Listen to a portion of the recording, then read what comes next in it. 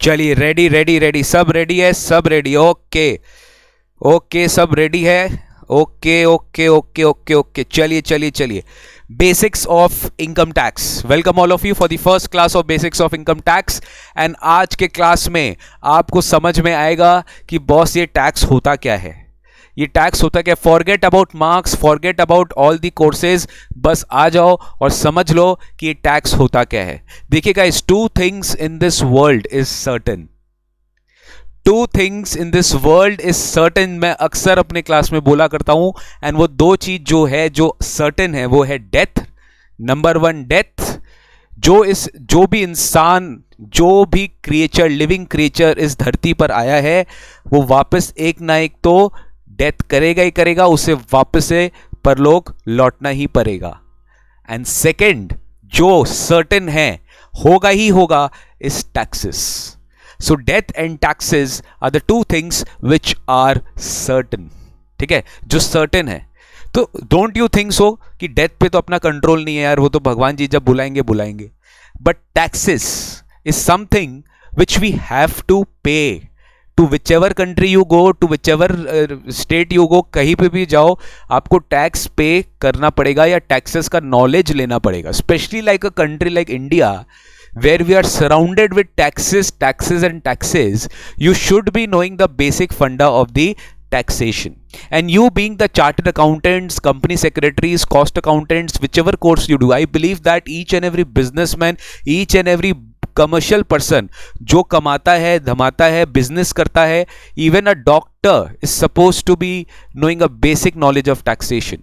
तो अगर दवाई देकर इलाज किया जाता है एक डिजीज का बाय अ डॉक्टर, वैसे ही हम chartered accountants, cost accountants and company secretaries are known to clear a बीमारी ऑफ टैक्स। जो ये टैक्स एक बीमारी है सबके लिए, उनको हम इजी करते हैं, उनको हम सुलझाते हैं, उनके लिए हम प्रोसेस क्रिएट करते हैं, वो पेमेंट करने के लिए हम हेल्प करते हैं, एंड बहुत सारा सराउंडेड प्रोसेसेस हम हेल्प करते हैं। So you should also be very very confident enough कि बॉस हम सोसाइटी का इलाज कर रहे हैं। बीमारी का इलाज तो डॉक्टर करते हैं और हम सोसाइटी का इलाज कर रहे हैं। ठीक है, anything that should be changed in income taxation process. देखिए, अभी मैं कहीं से भी कोई आपको रिप्लाई अभी नहीं दे सकता guys, please try to understand. मुझे एक बार अपना बात रखने का मौका दीजिए। I am promising you, each and every student who has come in to this session, they should see the session till the end, and I will promise you that each and every doubt which is coming in your mind, I will clear live from here, no matter जितने रात को बजे। I hope आप सब dinner winner करके बैठे हो, बीच में उठना नहीं, एकदम ध्यान से मेरे को सुनना, जो मैं बोल रहा हूँ उसे देखना, आराम आराम से हम चलेंगे और सबका डाउट्स हम सॉल्व करके चलेंगे। ठीक है, so I will come back to my topic कि that and taxes both are certain. ठीक है, तो क्यों ना हम इसे पढ़े कि सर ये एग्जैक्टली क्या होता है, हमें बताइए, हम ये टैक्स होता क्या है, टैक्सेशन के बारे में हमें जानकारी क्यों चाहिए, why taxes is important for you people. चलो, इंस्टीट्यूट तो आपका एग्जाम लेगा 100 नंबर का, वो तो ठीक है, सीएमए स्टूडेंट के लिए तो 200 नंबर का है, सी और सीएस के लिए 100 नंबर का इंटरमीडिएट ग्रुप है, विच विल डेफिनेटली भी ऑल्सो इन फाइनल लेवल। तो एक बार अगर अच्छे से पढ़ लेंगे ना, तो आपके लिए बस मजा ही मजा है और हमेशा के लिए मजा मजा है। ठीक है ना, तो चलिए सर, मैं आपको बेसिक्स में लेकर चलता हूं।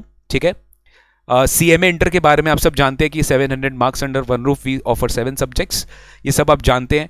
अभी क्लासेस एंड्रॉयड मोड में और लैपटॉप मोड में दोनों में मिल रहा है, अगर आप चाहते हो तो आप इसे देख सकते हो, लिख सकते हो, हमारे वेबसाइट में सब डिटेल्स अवेलेबल है for CA, CS and CMA. And चलिए स्टार्ट किया जाए आज का क्लास। सर, टैक्सेस होता क्या है ये हमें बताइए। Why, what is tax, what is tax, what is exactly tax, tax होता क्या है। अगर सिंपल भाषा में आपको बताऊं तो tax is nothing but a cost of living in the society. आप अगर आज इस देश में रह रहे हो, आप कहीं पे भी रह रहे हो, तो आपका एक मेंटेनेंस कॉस्ट है, आपका एक सिटिंग कॉस्ट है, आपका धरती माता की टुवर्ड्स जो आप नेचुरल रिसोर्स यूज कर रहे हो उसका एक कॉस्ट है।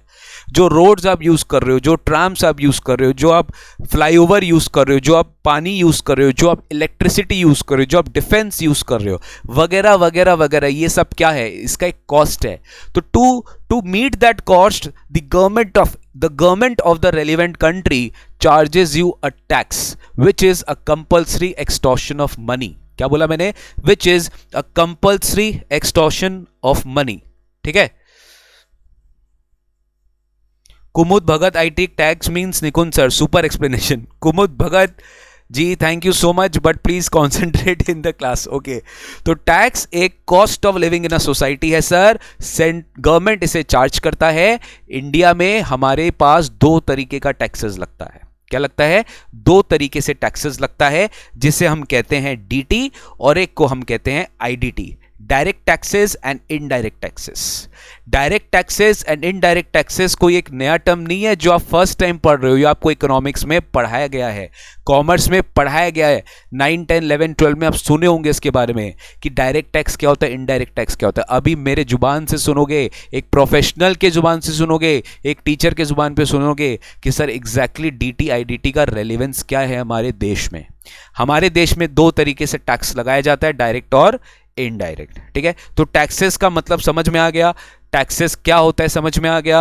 अब टैक्सेस कितने प्रकार के होते हैं ये भी आपको समझ में आ गया कि डायरेक्ट और इनडायरेक्ट टैक्स दो तरह का टैक्स होता है। सर डायरेक्ट टैक्स क्या होता है? डायरेक्ट टैक्स क्या होता है? डायरेक्ट टैक्स वो टैक्स होता है, एज द नेम सजेस्ट, जो डायरेक्टली किसी पर्सन के इनकम या वेल्थ पे लगता है।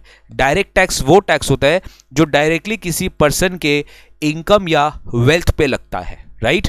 अगर हम 5 लाख रुपया कमाते हैं तो हम पे डायरेक्टली सरकार बोलती है कि तुम 5 लाख रुपया पे डायरेक्ट टैक्स दो। ठीक है, तो 5 लाख रुपया जो हम कमाते हैं वो हमारा इनकम है, तो उस पे जो टैक्स लगता है वो इनकम टैक्स लगता है, जो हम खुद पे करते हैं। अगर आप स्टूडेंट बनने के बाद सीए बन जाओगे, सीएस बन जाओगे, सीएमए बन जाओगे, जो आप ऑफिशियली बनोगे ही बनोगे, उसके बाद जब आप कमाई करना स्टार्ट करोगे, आपकी इनकम होना स्टार्ट करेगी, तो आपको इनकम टैक्स देना पड़ेगा, और वो इनकम टैक्स आप पे सरकार डायरेक्टली चार्ज करेगी और आपको सरकार को डायरेक्टली जमा देना पड़ेगा। उसी तरीके से हमारे देश में पहले वेल्थ टैक्स भी लगता था, जो वेल्थ टैक्स भी एक तरीके से हमारे देश में पहले लगता था गाइस, लेकिन अभी वो अबॉलिश हो गया है। जो संपत्ति पे टैक्स लगता था, आपके वेल्थ पे लगता था, आपके जमीन पे, आपके प्रॉपर्टीज पे, आपके बिल्डिंग्स पे, आपके एसेट्स पे टैक्स लगता था, बट अब वो अबॉलिश हो चुका है। अभी हमारे देश में एक तरह का प्राइमरीली डायरेक्ट टैक्स लगता है, वो है हमारे देश में इनकम टैक्स, जो आपको पढ़ना है, इनकम टैक्स। और जो पर्सन डायरेक्टली टैक्स पे कर देता है to the government can not recover it from someone else. Obviously अगर मैं 5 लाख कमा रहा हूं तो 5 लाख पे टैक्स मेरे को देना पड़ता है, मैं किसी और से उसे चार्ज करके रिकवर नहीं कर सकता, जो चीज हम इनडायरेक्ट टैक्स में करते हैं, right? Burden of the direct tax can not be shifted, इसका मतलब इनकम टैक्स। अब सर इनकम टैक्स तो समझ में आया, शॉर्ट में मैं आपको समझाया। अब इनडायरेक्ट टैक्स क्या होता है सर? इनडायरेक्ट टैक्स तो भैया अभी हमारे देश में एकदम पॉपुलर टैक्स रेजिम होकर रखा है। मैं आपको बता देता हूं, आने वाला भविष्य में सब सीएस को, सीएस सीएमएस जो भी एक क्लास को भी देख रहे हैं ना, मैं आपको बता देता हूं गाइज, अगर आप अपना फ्यूचर बनाने का सोच रहे हो ना कि सर हमें एक फ्यूचर करियर बनाना है और हमें एक ऐसा टैक्स, हमें एक प्रोफेशनल अच्छा बनना है, अगर आप बिजनेस का माइंडसेट नहीं रखे हो, अभी it's too young I know to see think कि आप फ्यूचर में क्या करना चाहते हो, बट अगर आपको थोड़ा सा भी हल्का से भी पढ़ने में इंटरेस्ट है और फ्यूचर में आप स्टडी से रिलेटेड कुछ काम करना चाहते हो, सो मेरी एडवाइस पहली रहेगी सर इसे बहुत अच्छे से पढ़ना, इनडायरेक्ट टैक्सेशन। बिकॉज हमारे देश में 3 साल हुआ है, इनडायरेक्ट टैक्स का पूरा काया पलट गया है, पूरा स्ट्रक्चर पलट गया है। You are strictly advised to please study this indirect taxation very nicely, beautifully. You will enjoy this. This is my verdict. You will enjoy this beautifully. मजा आएगा आपको ये सब्जेक्ट पढ़ने में, और आपके इंटर में भी ये है और फाइनल में भी है। सीएमए स्टूडेंट्स के लिए तो 100 मार्क्स का आईडीटी है, और सीए और सीए स्टूडेंट्स के लिए 50 मार्क्स का आईडीटी है, और फाइनल में तो सबके लिए 100 मार्क्स का इनडायरेक्ट टैक्स होगा। सर इनडायरेक्ट टैक्स होता क्या है? सर अभी आप सुने होंगे 3 साल पहले की बात है, जीएसटी बोल के एक बहुत डरावना टैक्स आया था। मोदी जी बोल रहे थे good and simple tax, Rahul Gandhi ji बोल रहे थे गब्बर सिंह टैक्स। अब गब्बर सिंह है कि गुड एंड सिंपल है, ये तो भैया वक्त ही बताएगा। वक्त के हिसाब से लॉज बदलते हैं, और वक्त के हिसाब से गब्बर सिंह और गुड एंड सिंपल भी बदलता है, ठीक है? तो वैसे इसका एक्चुअल में नाम है गुड्स एंड सर्विसेज टैक्स। अब इनडायरेक्ट टैक्स का इससे क्या रिलेशन है sir? Indirect tax, Hi sir, I am Manish Kumar from Jharkhand, student of CMA and foundation result out, then eligible for intermediate student. Yes Manish, actually indirect tax is levied on goods or on the price of goods or services. मतलब क्या? indirect tax एक वस्तु या सेवा, वस्तु मतलब product, goods, आज आप बाजार से कोई भी कमोडिटी खरीदने के लिए जाते हो, गुड्स खरीदने के लिए जाते हो, उस पर लगता है इनडायरेक्ट टैक्स। क्या लगता है? Indirect tax. उसी तरीके से आप कोई सेवा, जैसे मान लो आप, जब आपका रिजल्ट आ जाएगा तो आप किसी भी टीचर के पास जाओगे, आप एडमिशन लोगे, तो टीचर पता है आपसे टैक्स चार्ज करेगा। वो टीचर आपसे टैक्स चार्ज करेगा। क्यों? क्योंकि आप सेवा ले रहे हैं, आप सेवा ले रहे हैं, जिसको हम पहले बोलते थे सर्विस टैक्स। आप रेस्टोरेंट में खाना खाने के लिए जाते हो तो आपके ऊपर जीएसटी लगाया जाता है, जिसको हम बोलते हैं गुड्स एंड सर्विसेज टैक्स। ठीक है। आप अगर ओला उबेर में जाते हो तो आपके ऊपर भी जीएसटी लगाया जाता है, क्योंकि आप सेवा ले रहे हो। तो इनडायरेक्ट टैक्स किस पे लगता है हमारे देश में? गुड्स पे लगता है एवं सर्विसेज पे लगता है, सेवाएं पे लगता है। राइट। Example GST. अगर समझ लो आप फॉरेन कंट्री में गए, फॉरेन कंट्री में सिंगापुर चले गए या यूएस चले गए, यूएस जाके आपने कुछ इंडिया में गुड्स लेकर आया, खरीदे, आप कुछ इंडिया में इंपोर्ट किए मतलब इंडिया के बाहर से इंडिया में खरीदे, या फिर आप गुड्स एक्सपोर्ट किए यानी इंडिया से इंडिया के बाहर गुड्स बेचे, तो उस पर क्या लगती है पता है? उस पर लगती है कस्टम ड्यूटी। उस पर क्या लगती है? Custom duty. अब इनडायरेक्ट टैक्स और डायरेक्ट टैक्स में सबसे इंपॉर्टेंट डिफरेंस क्या है सर? सबसे पहला डिफरेंस है कि डायरेक्ट टैक्स इनकम और वेल्थ पे लगता है और एक आदमी पे लगता है। किस पे लगता है? पर्सन पे लगता है। पर्सन पे लगता है, इनकम पे लगता है और वेल्थ पे लगता है। बट और इनडायरेक्ट टैक्स पता है किस पे लगता है? इनडायरेक्ट टैक्स गुड्स पे लगता है और सर्विसेज पे लगता है। I repeat, indirect tax goods पे लगता है और सर्विसेज पे लगता है। यानी अगर मैं कोई सामान खरीदता हूं तो मुझे गुड्स एंड सर्विस टैक्स देना पड़ता है। अगर मैं कोई सर्विसेज खरीदता हूं, जब आप सीएससीएस सीएमए का इंटरमीडिएट या फाइनल जब भी एग्जाम का रिजल्ट्स के लिए बाद आप ट्यूशन क्लासेस लेते हो, तो आप सर्विस खरीद रहे हो। क्या खरीद रहे हो? सर्विस खरीद रहे हो, तो आपको भी टैक्स देना पड़ेगा। आपको भी टैक्स देना पड़ेगा। इसलिए हम इनडायरेक्ट टैक्स को इनडायरेक्ट टैक्स बोलते हैं, क्योंकि इनडायरेक्ट टैक्स के केसेस में जो टैक्स पे करता है चार्ज किसी और से किया जाता है। ये दो अलग अलग आदमी होते हैं। मैं फिर रिपीट कर रहा हूं, इनडायरेक्ट टैक्सेस में जो पर्सन पे करता है और जो पर्सन पे अल्टीमेटली टैक्स की बर्डन होती है, ये दोनों अलग अलग आदमी होते हैं। सर कैसे? एग्जांपल मैं आपको देता हूं। जैसे कि आज मेरे एक रेस्टोरेंट है, रेस्टोरेंट में आप लोग खाना खाने के लिए आए, ठीक है। मैं क्या किया, मैंने आपको खाना खिलाया और मैंने आपको 1000 रुपये का बिल पकड़ा दिया। कितना रुपये का बिल पकड़ा दिया? 1000 रुपये का बिल पकड़ा दिया। अब फिर मैंने बोला कि देखो मैंने 1000 रुपये का आपको सेल किया, अब मैं क्या करता हूं, मैं उस पर 18% टैक्स चार्ज करता हूं। 18% टैक्स चार्ज करता हूं। तो अगर मैं 18% इस पर टैक्स चार्ज करता हूं तो बनता है 180 रुपया, राइट। 1000 का 180 गिव्स यू 180। तो इस पे मैं 1180 आपसे टोटल वैल्यू चार्ज कर लेता हूं। 1180 आपसे टोटल वैल्यू चार्ज कर लेता हूं।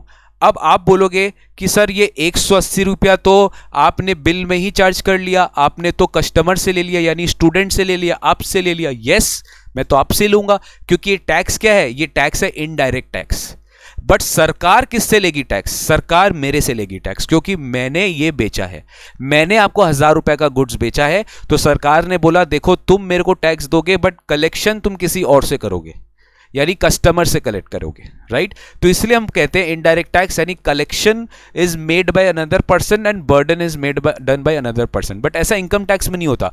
इनकम टैक्स में अगर मेरी कमाई है 1000 रुपया, तो उस 1000 पे इनकम टैक्स भी मुझे देना पड़ेगा, राइट। उस 1000 पे इनकम टैक्स मुझे देना पड़ेगा। लेकिन जीएसटी में मैंने 1000 रुपए में बेचा, तो जीएसटी मैं दूंगा जरूर, बट इसका बर्डन क्या है? इसका पॉकेट का लोड किस पे जाएगा? पॉकेट का लोड आप पे जाएगा। मैं आपका पॉकेट से 18% कलेक्ट करके गवर्नमेंट को दूंगा। ये मेन डिफरेंस है इनडायरेक्ट टैक्स और डायरेक्ट टैक्स पे। समझ गए आप? समझ गए? Indirect tax is nothing but GST. Very good. Indirect tax is nothing but GST. GST एक बहुत इंपॉर्टेंट एग्जांपल इनडायरेक्ट टैक्सेस का। यही एक लौता टैक्स अभी इंडिया में आया है जो 17 तरह के टैक्सेस को हटा के एक सिंगल टैक्स इंडिया में आया है, जिसको हम बोलते हैं जीएसटी।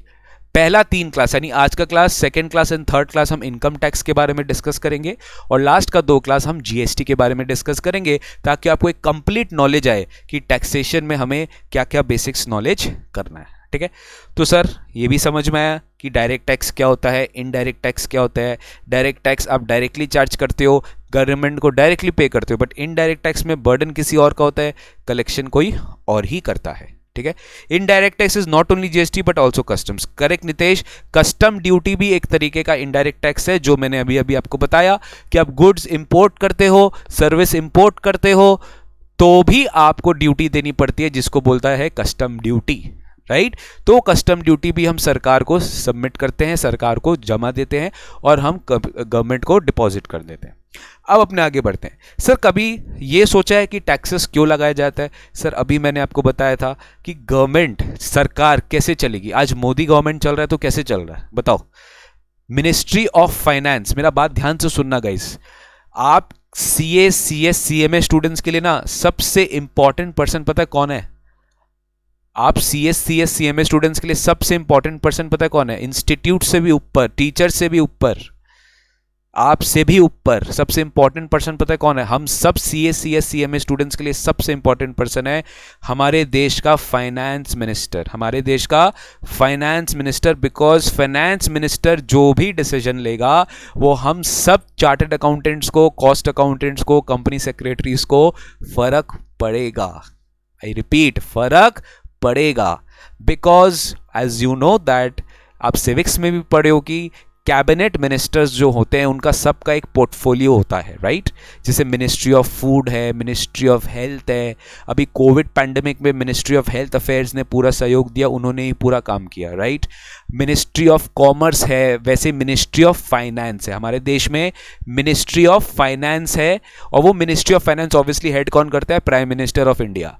तो मिनिस्ट्री ऑफ फाइनेंस जो इंचार्ज है उन कौन है? Finance minister. Can anyone tell me? Yes, आ गया answer, madam Nirmala Sitharaman ji is the finance minister of India, जो अभी कुछ ही दिनों में 1 फरवरी को one of the most important events in India every year which takes place is budget पेश होने वाले। इसके ऊपर भी हम आपको क्लास में डिस्कस कराएगा, लेकिन आपको लास्ट तक बने रहना है। हर एक चीज मैं बता रहा हूं, मैं जितने अपने क्लासेस में जो मैं 10-15 क्लासेस लेता हूं करने समझाने में, मैं जब आपको उसका समाधान, पूरा समरी, पूरा निष्कर्ष एक दिन में, एक ही घंटे, एक मैक्सिमम 1.5 घंटे में आपको मैं पूरा का पूरा कम्युनिकेट करूंगा। तार से तार मिलाना है, जुड़ना है। ऐसा फील नहीं होना चाहिए कि आप लाइव क्लास नहीं कर रहे हो, ऐसा फील नहीं होना चाहिए कि मैं आपके सामने नहीं बैठा हूं। मैं आपके सामने बैठा हूं, देखिए और आगे घुस जाता हूं मैं, और कितना एकदम सामने बैठा हूं। You have to connect with me guys, you have to connect with me, and उसके लिए आपको थोड़ा डिसिप्लिन वे में अपने घर पे बैठना है। सर आईडीटी का बेसिक्स कब होगा? 3 क्लास बाद होगा, 4था और 5वां क्लास। अभी 3 क्लास इनकम टैक्स करेंगे, ठीक है। तो फाइनेंस मिनिस्टर जी ही हमारे लिए सबसे इंपॉर्टेंट पर्सन है, डेली उनका दुख खाना चाहिए मन में, ठीक है। तो टैक्सेस जो लेवी होता है गाइज गवर्नमेंट के लिए, मतलब मिनिस्ट्री ऑफ फाइनेंस को जो पैसा मिलता है, गवर्नमेंट को जो पैसा मिलता है, जो मिनिस्ट्री ऑफ फाइनेंस हेड करता है, वो ही अल्टीमेटली गवर्नमेंट का सबसे इंपॉर्टेंट रेवेन्यू होता है, टैक्सेस के बिना गवर्नमेंट कैसे चलेगी, सरकार कैसे चलेगी, रेवेन्यू गवर्नमेंट के पास कैसे आएगा? तो रेवेन्यू जो रेज होता है ना, वो गवर्नमेंट अपना खर्चा पे निकालता है। जैसे डिफेंस हुआ, एजुकेशन हुआ, हेल्थ एंड एजुकेशन हुआ, infrastructure facilities like roads and dams, ये सब आपको गवर्नमेंट सर्विसेज देती है। That is why they charge you tax. अब किसी स्टूडेंट के दिमाग में आ रहा होगा, सर हमें बताइए क्या टैक्सेस आर्बिट्रली चार्ज किया जा सकता है? आज मोदी जी का सपना में आया, कल से हम इनकम टैक्स को हटा देंगे। मोदी जी का सपना में आया, कल से हम इनकम टैक्स को हटा देंगे और एक नया टैक्स लाएंगे, बैंकिंग ट्रांजैक्शन टैक्स, बीटीटी। क्या लाएंगे?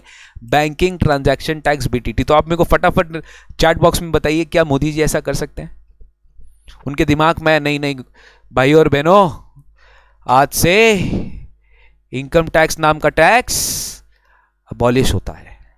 देखिए पूछ रहा हूं मैं, बता नहीं रहा हूं, ठीक है ना। ऐसा मत सोचो अरे भैया इनकम टैक्स खत्म, इनकम टैक्स खत्म, ऐसा चालू मत हो जाना।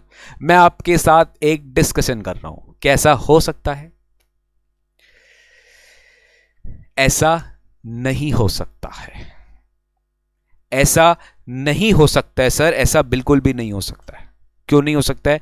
सब हमारा भारत का एक संविधान है जिसको हम बोलते हैं कॉन्स्टिट्यूशन ऑफ इंडिया। हमारी भारतीय संविधान इस बात की इजाजत नहीं देती कि आप मन मर्जी टैक्सेस का प्रयोग करो, टैक्सेस को लगाओ, इस बात की इजाजत आपको नहीं देती। हमारा भारतीय संविधान कौन लिखा है आपको पता है? बताइए चैट बॉक्स में। बी आर अंबेडकर जी, भीमराव रामजी अंबेडकर, ठीक है। So Indian constitution does not allow the government to charge taxes without any law, without any law, without any law. Law के बिना आपसे टैक्सेस नहीं लिया जा सकता, यानी कानून की हाथे इतनी लंबी होनी चाहिए। सर समझ में आ रहा है आपको? कानून ही कानून, सब जगह कानून। कानून होगा तभी टैक्स लगाया जा सकता, वरना नहीं लगाया जा सकता। ये तो सिंपल चीज मैंने आपको बोला। सर आपको कभी समझ में आता है कि हमारा देश किस तरह का गवर्नमेंट स्ट्रक्चर है? डेमोक्रेटिक है, सब पता है, रिपब्लिकन नहीं है, बट किस तरह का हमारा गवर्नमेंट का स्ट्रक्चर है? क्या हमारे देश में सिर्फ एक ही सरकार है, सेंट्रल गवर्नमेंट? क्या हमारे देश में हर स्टेट की सरकार है, स्टेट गवर्नमेंट? और हमारे देश में लोकल अथॉरिटी है, municipal limits, municipal corporation? Sir हमारे देश में तो फेडरल स्ट्रक्चर है। फेडरल स्ट्रक्चर मतलब 3 टायर स्ट्रक्चर। सेंट्रल गवर्नमेंट है जो पूरे देश, parliament of India. State government है जिसको हम लेजिस्लेटिव असेंबली बोलते हैं, स्टेट लेजिस्लेटिव असेंबली हर स्टेट का। हमारे देश में ममता बनर्जी दीदी waste Bengal, Aam Aadmi Party Arvind Kejriwal ji CM of Delhi, right? हर स्टेट का अपना अपना कौन है? स्टेट गवर्नमेंट का चीफ मिनिस्टर है, राइट? चीफ मिनिस्टर है। वैसे लोकल गवर्नमेंट क्या हुआ? लोकल अथॉरिटी हुआ, राइट? तो पावर टू लेवाई टैक्सेस, जो टैक्सेस पावर है ना गाइज, ये सबके पास है, ये सबके पास है। अब सबका पावर अपना अपना भारतीय संविधान बोलता है कि भैया ये जो इनकम टैक्स है ना, मैं आपको बता रहा हूं, ये जो इनकम टैक्स है, ये इनकम टैक्स लगाएगा सेंट्रल गवर्नमेंट। स्टेट गवर्नमेंट आपसे इनकम टैक्स नहीं ले सकता, पता है आपको? स्टेट गवर्नमेंट आपसे इनकम टैक्स नहीं ले सकता। सेंट्रल गवर्नमेंट के पास पावर है, वो इनकम टैक्स लगाएगा। ऐसा बात लिखा है कॉन्स्टिट्यूशन में। यानी आप किसी भी स्टेट में रहिए, आपको एक ही जन को इनकम टैक्स देना है, वो है सेंट्रल गवर्नमेंट। मेरा बात समझे आप? यस। अब आते हैं अपने जीएसटी में। जीएसटी हुआ goods and services tax. Goods and services tax हमारे देश में एक ऐसा टैक्स है जो सेंट्रल गवर्नमेंट और स्टेट गवर्नमेंट मिलकर लगाती है। CGST central goods and service tax central government लगाती है, SGST state goods and service tax state government लगाती है। तो एसजीएसटी का टैक्स जो है वो पावर लगाने का वो जो पावर है वो टैक्स लगाने का पावर स्टेट गवर्नमेंट के पास है। उसी तरीके से सीजीएसटी का पावर सेंट्रल गवर्नमेंट के पास है।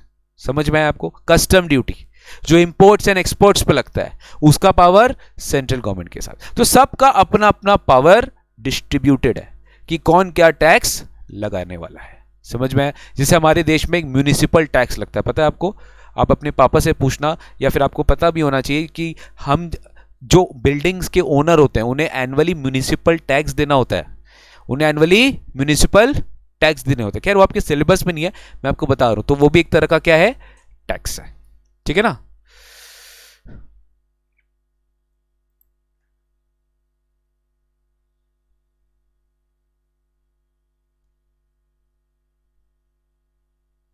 डिविडेंड डिस्ट्रीब्यूशन टैक्स के बारे में अपने अभी डिस्कस नहीं करेंगे तो बढ़िया है, वो इनकम टैक्स का ही एक एड ऑन पार्ट है। लेकिन डिविडेंड डिस्ट्रीब्यूशन टैक्स अब इंडिया में नहीं लगता, वो अभी हट चुका है, इट हैज बीन एबॉलिश्ड। ठीक है? तो कॉन्स्टिट्यूशन का गाइस कौन सा प्रोविजन है एक बार अपने समझते हैं, जो पावर देता है सरकार को कि वो टैक्स कलेक्ट कर सके। तो सबसे पहले तो मैंने आपको बताया कि एक आर्टिकल, जैसे हमारे ना लॉज में सेक्शंस होते हैं, वैसे कॉन्स्टिट्यूशन के आर्टिकल्स होते हैं। आर्टिकल 1, 2, 3 ऐसे करके बहुत सारे आर्टिकल्स है कॉन्स्टिट्यूशन, जिसमें से एक आर्टिकल है, आपको इतना डिटेल में जाना नहीं है, ओवरऑल देखिए, बेसिक्स में फोकस करिए कि टैक्स विदाउट एनी लॉ नहीं लगाया जा सकता। बस ये provision arbitrary collection of tax को प्रिवेंट करता है लगाने से। फिर यह भी दिया हुआ है कि जो लॉज बनाने का पावर है, लॉज बनाने का पावर पार्लियामेंट के पास है। लॉज बनाने का पावर पार्लियामेंट के पास है। वो लॉ जो पूरा भारत देश में एप्लीकेबल होगा या किसी भी पर्टिकुलर रीजन में एप्लीकेबल होगा। जैसे इनकम टैक्स का जो लॉ है हम पढ़ेंगे, उसे हम कहते हैं इनकम टैक्स एक्ट 1961। तो इनकम टैक्स एक्ट 1961 पूरे इंडिया में, विश्व में लगता है एक ही लॉ है और पार्लियामेंट उसे पास किया है। क्लियर हुआ? पार्लियामेंट उसे पास किया, उसे स्टेट लॉ ने पास नहीं किया, स्टेट लेजिस्लेटिव असेंबली में पास नहीं किया, क्योंकि राइट ही नहीं है पास करने का। सिमिलरली स्टेट लेजिस्लेटिव असेंबली जो होता है वो किसी स्टेट के ऊपर अगर कोई कानून एप्लीकेबल होता है तो स्टेट का एप्लीकेबल होता है, वो स्टेट लॉ पास करता है। क्या करता है? स्टेट लॉ पास करता है। तो स्टेट गवर्नमेंट स्टेट में जो एप्लीकेबल लॉ है वो पास करता है। ठीक है? अब गाइज जो मैंने अभी अभी आपको बताया कि गाइज हर गवर्नमेंट को पता है कि उनको कौन सा लॉ बनाने का अधिकार है, तो इसके लिए हमारे कॉन्स्टिट्यूशन में 3 लिस्ट बनाई गई है, union list, state list, concurrent list. क्या बोला मैंने? Union list. देखिए अभी आपको जो मैं पढ़ा रहा हूं ना, आज आपका क्लास के एंड में सेशन में हम 5 मिनट्स का एक क्विज भी खेलेंगे, मल्टीपल चॉइस भी खेलेंगे, उसमें जिसका सबसे टॉप स्कोरर आएगा वो देखने की बात है। So you have to be very very confident. जो भी मैं आज पढ़ा रहा हूं ना, आज की क्लास के एंड में मैं क्विज कॉन्टेस्ट कराने वाला हूं 5 मिनट्स के लिए, ठीक है? तो प्लीज ध्यान से सुनना मैं जो जो बोल रहा हूं। Union list, state list, concurrent list. तो यूनियन लिस्ट में सर वो सारी बातें लिखी गई है जो पार्लियामेंट के पास एक्सक्लूसिव पावर है कि वो लॉ बनाए on the matters content in the union list. यानी सर एग्जांपल दो, इनकम टैक्स हो, पता है यूनियन लिस्ट में लिखा हुआ है। इनकम टैक्स की जो इनकम टैक्स वर्ड जो है वो यूनियन लिस्ट में लिखा हुआ है कि पार्लियामेंट के पास पावर है कि वो इनकम टैक्स से रिलेटेड कानून बनाएगा, क्योंकि वो यूनियन लिस्ट में लिखा हुआ है। समझ में आपको? वैसे ही स्टेट लिस्ट है जहां पे स्टेट लेजिस्लेटिव असेंबली के पास पावर है कि वो उस मैटर पे, अपने स्टेट पे वो एक्सक्लूसिवली लॉ बना सकता है। उसी तरीके से कॉन्करेंट लिस्ट है। कॉन्करेंट लिस्ट मतलब दोनों पार्लियामेंट और स्टेट लेजिस्लेचर मिलके लॉ बनाएंगे on the matters content in the concurrent list. अब मजे की बात पता क्या है? मजे की बात यह है कि सर कॉन्स्टिट्यूशन ने इतना अच्छा काम किया, क्योंकि देखिए जो मनी होता है ना, मनी वो झगड़े का एक बहुत बड़ा विषय होता है। जहां पे हम बोलेंगे कि हम आधा आधा बांटेंगे, हम शेयर करेंगे, हम एक दूसरे के साथ शेयर करेंगे, हम दोनों मिल के काम करेंगे, तो भैया पैसा तो भैया सबको अपना अपना प्यारा होता है भैया। सिंपल एक hard fact of the world, right? Central government बोलेगा नहीं भैया मनी का जो लॉ है, फाइनेंशियल जो लॉ है वो मैं ज़्यादा बनाऊंगा। स्टेट लॉ बोलेगा नहीं भैया हम ज़्यादा कंसेंट में हम बनाएंगे। तो पता है कॉन्स्टिट्यूशन ने क्या किया? कॉन्करेंट लिस्ट में no money laws. Money laws मतलब कोई भी ऐसा लॉ नहीं है, फाइनेंशियल लॉ बेसिकली कोई भी ऐसा लॉ नहीं है जो कॉन्करेंट लिस्ट में और फाइनेंशियल लॉ है, क्योंकि कॉन्करेंट लिस्ट में आती है पार्लियामेंट और स्टेट दोनों आपस में मिलकर कर सकते हैं। तो यहाँ पे बेसिकली लॉ एंड ऑर्डर से related, other than financial law से रिलेटेड कॉन्करेंट लिस्ट में बातें लिखी गई है। जस्ट आपके बेसिक्स के लिए। आपको पता है गाइस, ये सब सिंपल बातें जो सीए लोग बन जाते हैं, सीएस बन जाते हैं, सीएमए बन जाते हैं, उनसे इंटरव्यू में पूछा जाता है और वो इसका जवाब नहीं दे पाते। मैं बता रहा हूं, मेरे सामने है, because I was a part of EY Bangalore. आप अर्नस्ट एंड यंग का नाम सुने होंगे, कॉर्पोरेट टैक्स टीम में मैं 2 साल काम किया था वहाँ पे। एंड मैं वहाँ पे कोइंसिडेंटली थोड़ा इंटरव्यूज़ लेने का मुझे एक्सपीरियंस मिला था, तो वहाँ पे मुझे जाकर पता चला कि बॉस ऐसे भी सीएज है जिनको इनका भी नॉलेज नहीं है। And that is why we strongly believed being into teaching profession that basics knowledge हर एक student को एक subject का पहले दे देना चाहिए before he starts taking any tuitions. And you people are fortunate enough to take these classes, attend these classes live at home, spending time, and you people are fortunate enough. Trust me, इसका आपको बाद में पता चलेगा कितना important benefit है ये, ठीक है? लेकिन आपका बेनिफिट तभी सफल होगा जब आप पूरा क्लास, 5 क्लास सक्सेसफुली सब देखेंगे, तब जाके वो बेनिफिट होगा। एक क्लास देके दूसरा तीसरा क्लास एब्सेंट करने में बेनिफिट आपको उतना नहीं मिलेगा।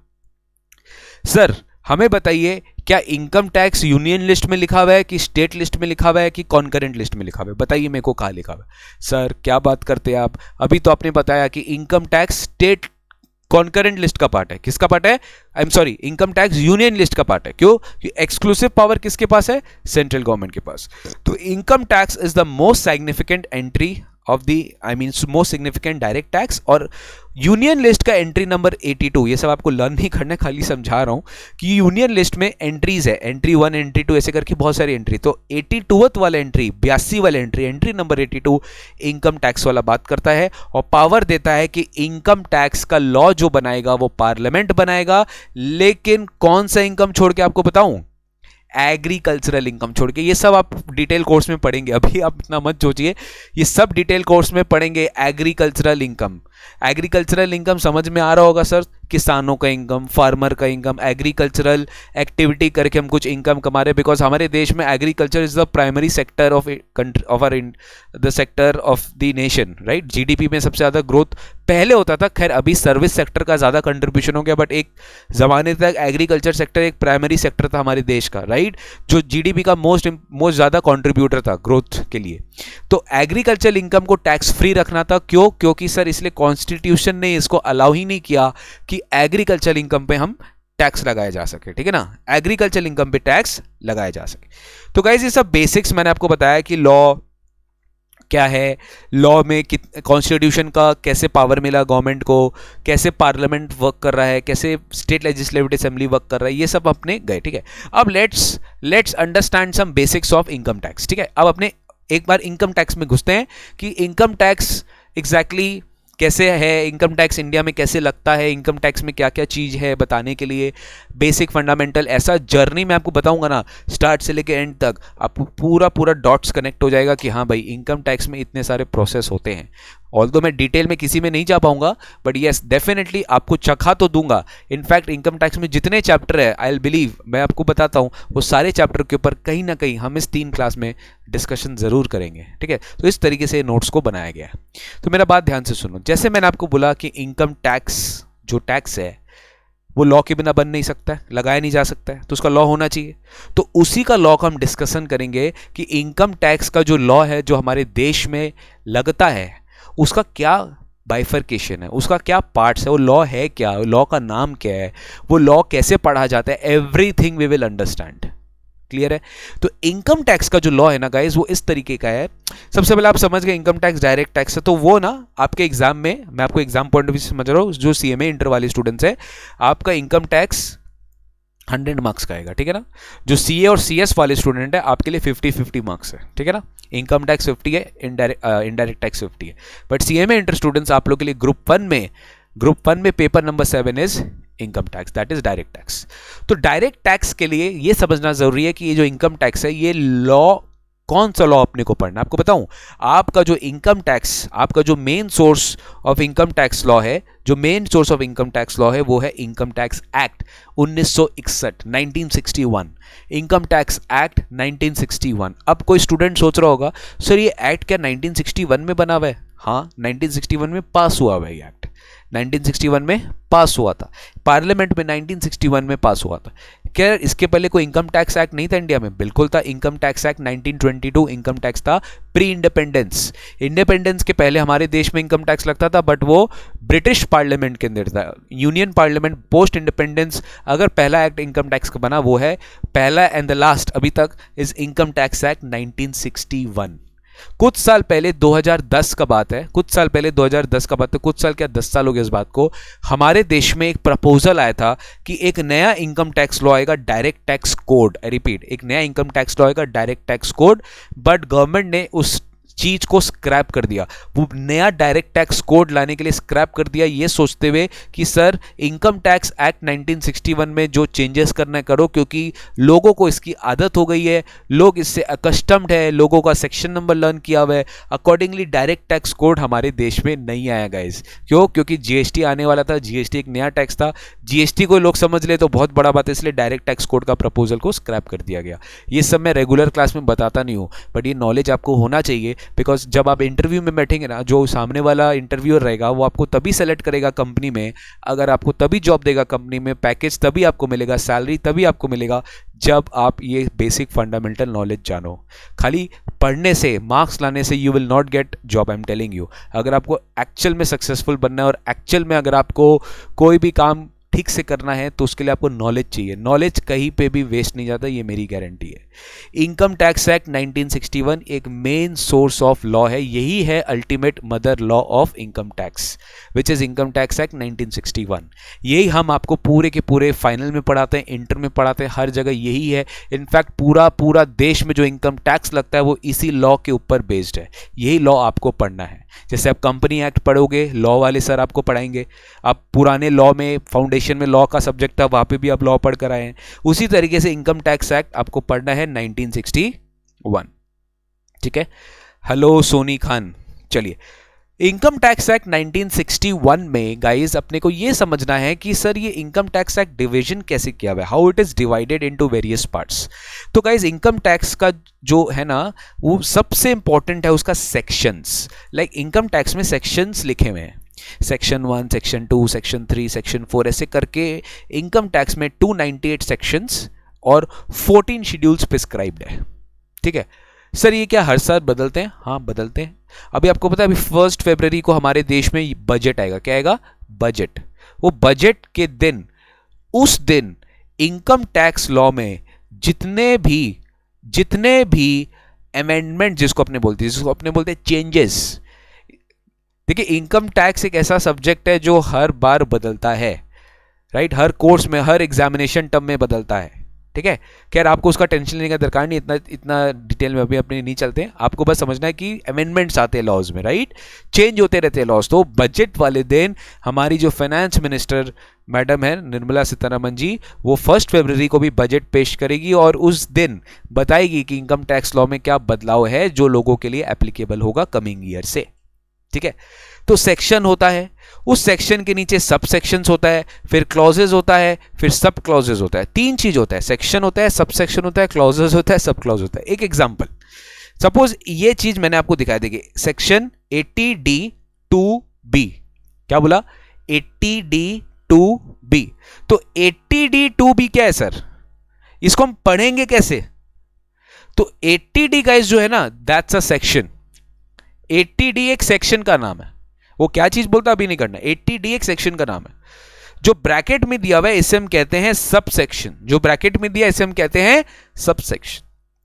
उसी तरीके से जो फर्दर ब्रैकेट में दिया हुआ है इसे हम कहते हैं क्लॉजेस, उसे हम कहते हैं क्लॉजेस। और मान लो इस क्लॉजेस के बाद और एक ब्रैकेट होता है तो उसे हम कहते हैं सब क्लॉजेस। यानी सर सेक्शन, उसका एक further part sub section, sub section का एक फर्दर पार्ट क्लॉज, और क्लॉज का एक फर्दर पार्ट सब क्लॉज। जैसे मैथमेटिक्स में वो पढ़ते थे ना सेट सबसेट, वैसे इनकम टैक्स में सेक्शन, सब सेक्शन, क्लॉजेस, सब क्लॉजेस, ठीक है ना। अब अगर इनकम टैक्स लॉ में सेक्शन के नीचे, मैं आपको बताऊंगा थोड़ी देर में, मैं आपको इनफैक्ट दिखाऊंगा भी इनकम टैक्स लॉ कैसा दिखता है। I will show you in the website of our government, income tax website का पोर्टल में जाके मैं दिखाऊंगा। अभी आप ये समझो कि जो इनकम टैक्स के सेक्शन होते हैं, उस सेक्शन के नीचे उनके प्रोवाइजो एंड एक्सप्लेनेशन भी होते हैं। प्रोवाइजो मतलब सर, प्रोवाइजो अगर मैं आपको शॉर्ट में बताऊं, those are known as exceptions, those are known as exceptions. Proviso को हम एक्सेप्शंस कहते हैं, प्रोवाइजो को हम एक्सेप्शंस कहते हैं। तो जो एक्सेप्शंस होता है, एक्सेप्शंस मतलब क्या सर? एक्सेप्शन मतलब अगर मान लो पर्टिकुलर प्रोविजन में अगर कोई मैटर का बात लिखा है, उसको काउंटर करने के लिए अगर मान लो वो पर्टिकुलर बात किसी पर्टिकुलर केस में अप्लाई नहीं करेगा, तो वो उस सेक्शन के बाद एक प्रोवाइजो के नाम से उसको इंसर्ट किया जाएगा।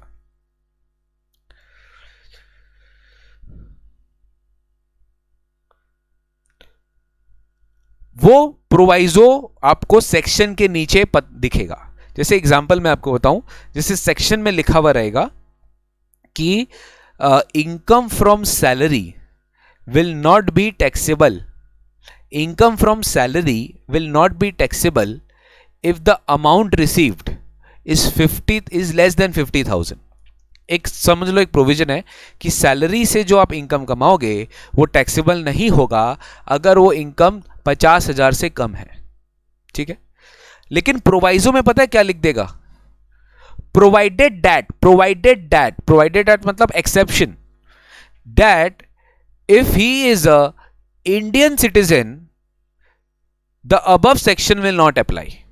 मतलब अगर वो एक इंडियन सिटीजन है तो वो चाहे 50,000 से कम भी रुपया लेगा तो भी वो टैक्सेबल हो जाएगा। यानी exceptions to the main section is nothing but proviso. उसी तरीके से एक्सप्लेनेशन होता है।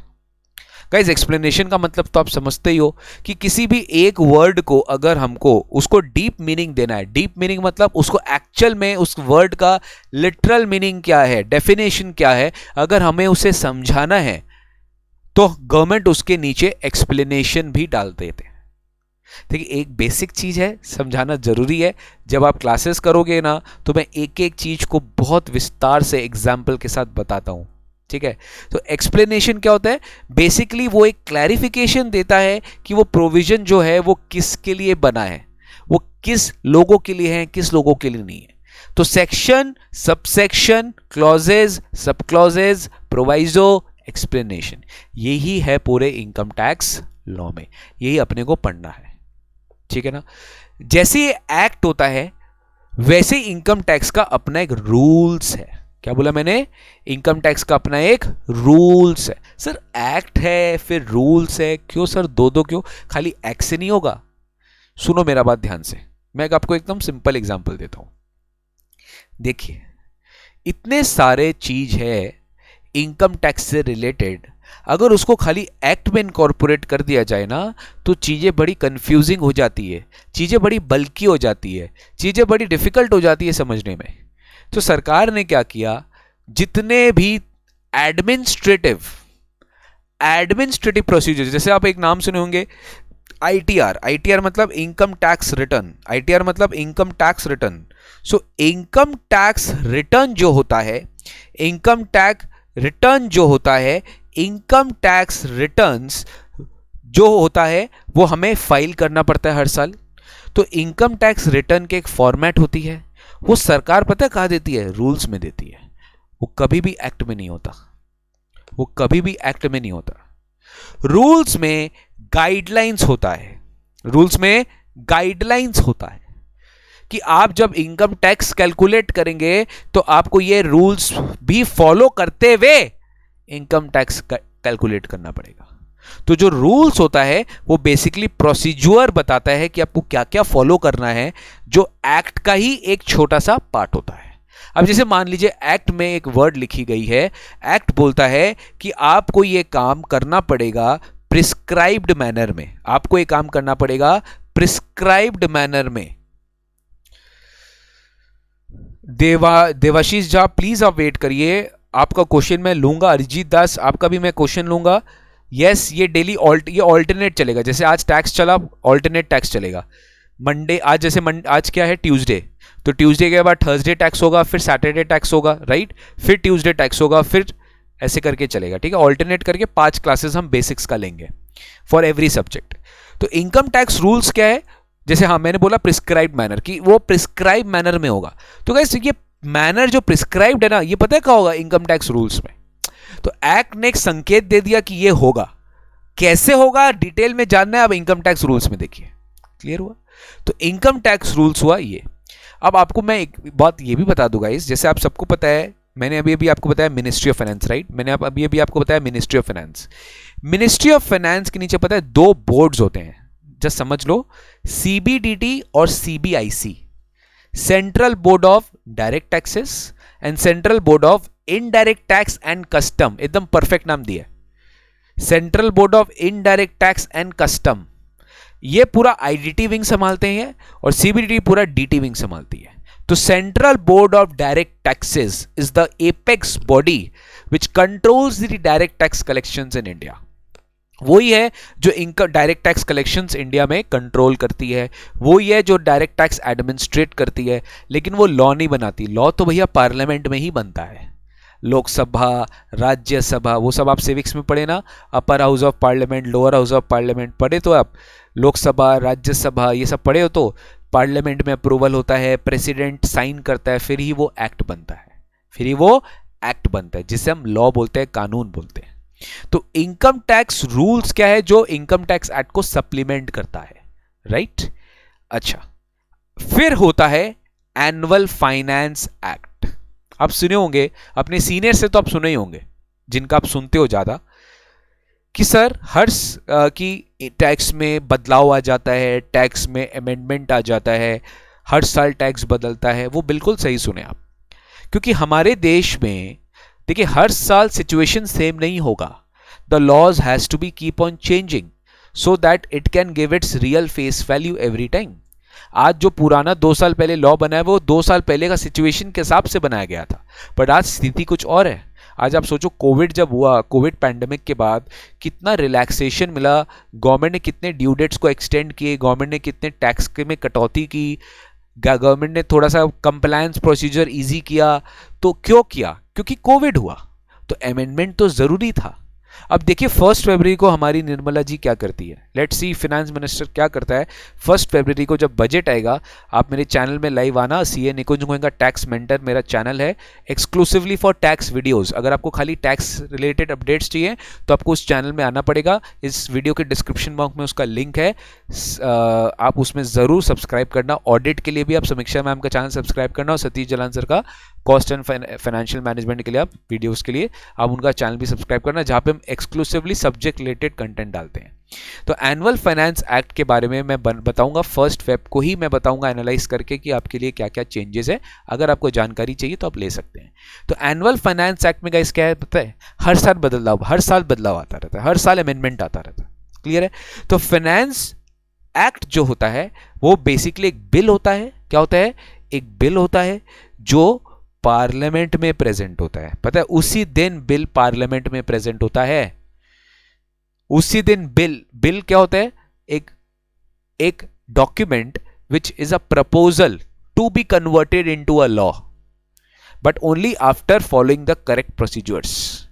एक बिल सबसे पहले लोकसभा में जाता है, वहां अप्रूव होगा, राज्यसभा में जाएगा, वहां अप्रूव होगा, उसके बाद फिर प्रेसिडेंशियल एसेंट मिलेगा, तब जाके वो एक्ट बनेगा।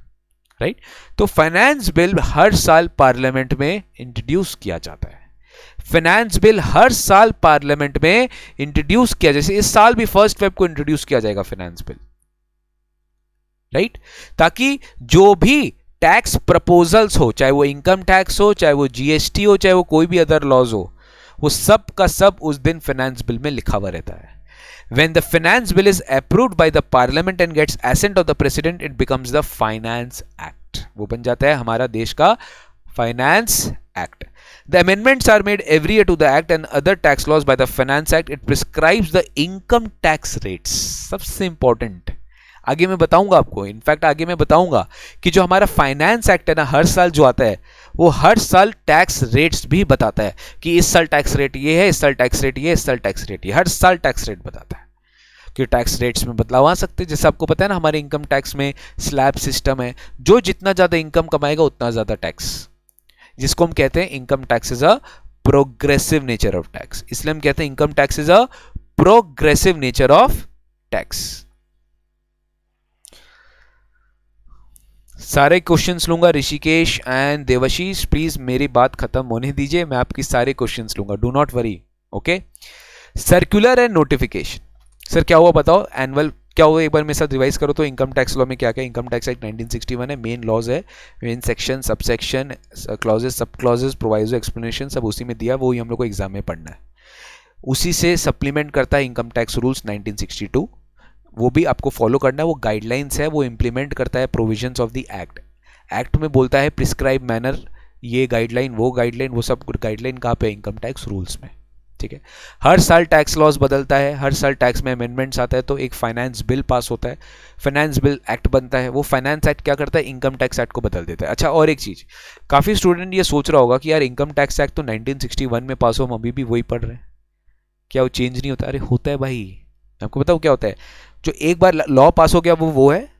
फिर फाइनेंस एक्ट क्या करता है, हर साल आके इसमें से जो चेंजेस करना है चेंजेस करता रहता है, इसमें से जो चेंजेस करना है चेंजेस करता रहता है। ये जो बेस लॉ है वो सेम है, बट इसमें जो चेंजेस जो उनको करना है वो चेंजेस करता रहता है। हर साल फाइनेंस बिल आके चेंजेस करता रहता है, हर साल फाइनेंस बिल आके चेंजेस करता रहता है।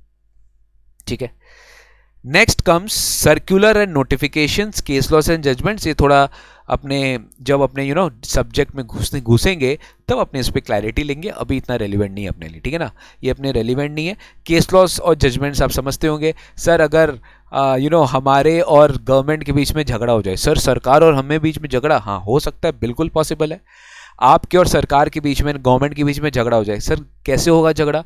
झगड़ा तब होगा जब आपने मान लो एक एक्स अमाउंट टैक्स पे किया, आपने एक एक्स अमाउंट टैक्स पे किया, बट सरकार बोलती है कि नहीं आपको एक्स प्लस वाई टैक्स देना है, तो आप बोले कि मैं नहीं दूंगा। ऐसा नहीं है कि आप लॉफुली बोलोगे कि नहीं देंगे, ऐसा नहीं कि नहीं मेरा मन नहीं करेगा, तुमको क्या करना है करो, ऐसा नहीं हो सकता हमारे देश में। बात समझिए, we are a democratic country. आप वो एक होता है ना, आप मन मर्जी अपना काम नहीं कर सकते, you have to be a lawfully abided citizen, right? हाँ, लॉफुली आप एक्स टैक्स पे कियो, सरकार बोली नहीं आपको एक्स प्लस वाई देना चाहिए था, तो हम क्या करेंगे पता है, यहीं पे हमारे CS CS CMA का रोल आएगा। यही दवाई अब बीमारी में, ये बीमारी है जिसके लिए आपको दवाई खोजना है, राइट? आपके लिए जो फ्यूचर में क्लाइंट्स है, जो आपके कस्टमर्स होने वाले हैं, अगर आप प्रोफेशनल बनते हो, राइट अगर आप प्रोफेशनल बनते हो तो आपको यही काम करना है इस फ्यूचर में, मैं आपको बता दे रहा हूँ एकदम क्लियर कट में, मैं तो कर चुका हूँ, अब मैं अपने प्रोफेशन में आके आप लोगों को पढ़ा रहा हूँ, नहीं तो मैं भी पहले यही करता था कि क्लाइंट एक्स टैक्स पे किया है और आप एक्स प्लस वाई गवर्नमेंट मांग रहा है, तो हम कैसे करें कि एक्स टैक्स प्रूफ मुझे करना है कि नहीं मुझे एक्स टैक्स ही पे करना था। तो अगर हम झगड़ा करते रहेंगे तो कोई बीच में कोई किसी को आना पड़ेगा ना, तो कौन आता पता है, हाई कोर्ट सुप्रीम कोर्ट आता है, हम केस फाइल करते हैं हाई कोर्ट में सुप्रीम कोर्ट में, फिर वहां से हमें जो सुनवाई का रिजल्ट मिलता है हमें उसे फॉलो करना पड़ता है, ठीक है, इसको हम कहते हैं केस लॉज या जजमेंट्स। बस इससे बेसी रेलिवेंट नहीं अभी स्टेज पे जानना, क्योंकि और भी इतने सारे अच्छे अच्छे चीज है, और भी इतने अच्छे अच्छे टॉपिक्स है, इंटरेस्टिंग टॉपिक्स है जो आप जिसके लिए आई थिंक आप बेसब्री से इंतजार कर रहे होंगे कि सर हमें थोड़ा बहुत इसका कैलकुलेशन भी कराइए ना, हमें बताइए ना, हम थोड़ा सा आज प्राउड फील करना चाहते हैं कि हम भी थोड़ा बहुत इनकम टैक्स जानते हैं before actually joining the intermediate level. That is so good यार, दैट इज सो गुड। आज मैं जब स्टूडेंट था यार, हम तो फर्स्ट दिन पढ़ाई किया जाके, इनफैक्ट हमको तो 5 क्लास तक नहीं समझ में आया कि इनकम टैक्स क्या होता है, और आप लोगों को इवन सोचो कि ट्यूशन ज्वाइन करने के पहले ही आपको समझ में आ जा रहा है कि अरे यार इनकम टैक्स होता है, हम भी जानते हैं, ठीक है ना सर, हम भी जानते हैं, हम आपका भी टेस्ट ले सकते हैं तो चलिए गाइस अब समझते हैं कि इनकम टैक्स एक्चुअली लगता किस पे है। अब समझो कि इनकम टैक्स लगता किस पे, हाउ, अभी इनकम टैक्स लॉ समझे, ठीक है, कि इनकम टैक्स लॉ में ये सब चीज़ है। अब वो इनकम टैक्स लॉ में ही क्या क्या मेन बातें लिखी गई है जो मेरे को आपको समझाना है वो मैं आपको समझाऊंगा। इनकम टैक्स लॉ में क्या क्या मेन बातें लिखी गई है जो मुझे आपको समझाना है वो मैं आपको समझाऊंगा, तो listen to me very carefully. अच्छा क्या आपको इंटरेस्ट आ रहा है क्लास में? Are you finding this class interesting? भैया थोड़ा रिप्लाई कर दो, मजा आ रहा है कि नहीं आ रहा है?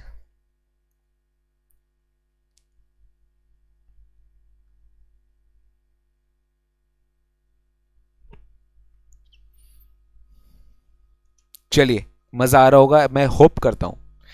इनकम टैक्स का जो चार्जिंग सेक्शन होता है, इनकम टैक्स का जो चार्जिंग सेक्शन वेक्शन, देखिए जो मैं बोल रहा हूं उसे ध्यान से सुनिए। इनकम टैक्स किस पे लगता है? First of all try to understand income tax किस पे लगता है, किस चीज पे इनकम टैक्स लगता है। तो गवर्नमेंट बोलता है देखो भाई इनकम टैक्स लगेगा, इनकम टैक्स लगेगा किसी भी पर्सन के टोटल इनकम पे, किसी भी पर्सन के किसी भी पर्सन के किसी भी पर्सन के किसी भी पर्सन के।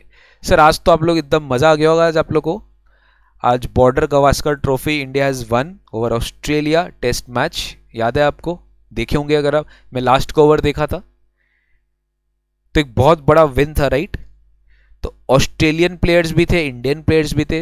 एक बार के लिए सोचो अगर वो मैच इंडिया में हो रहा होता, एक बार के लिए सोचो अगर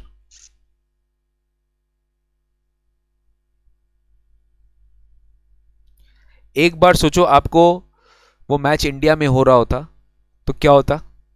सर मजा आ जाता, हम तो देखने के लिए जाते, देखने नहीं मिलता, कोविड चल रहा है इंडिया में, सोचो क्लास तो लाइव कर रहे हो, आई मीन क्लास तो वीडियो कर रहे हो, और वहां देखने के लिए आप जाते कोविड में नहीं जा पाते, आप आपको घर से ही देखना पड़ता, क्योंकि ऑस्ट्रेलिया में कोविड नहीं है, ऑस्ट्रेलिया में कोविड फ्री है, इसलिए ऑस्ट्रेलिया में सब देख पा रहे हैं, हम नहीं देख पा रहे हैं। तो सर क्या हुआ पता है, मैं क्यों बोला आपको थोड़ी देर में समझ में आ जाएगा, क्योंकि इनकम टैक्स बोल रहा है एक पर्सन पे लगेगा, यानी वो पर्सन कोई भी हो सकता है। वो पर्सन कौन है समझेंगे?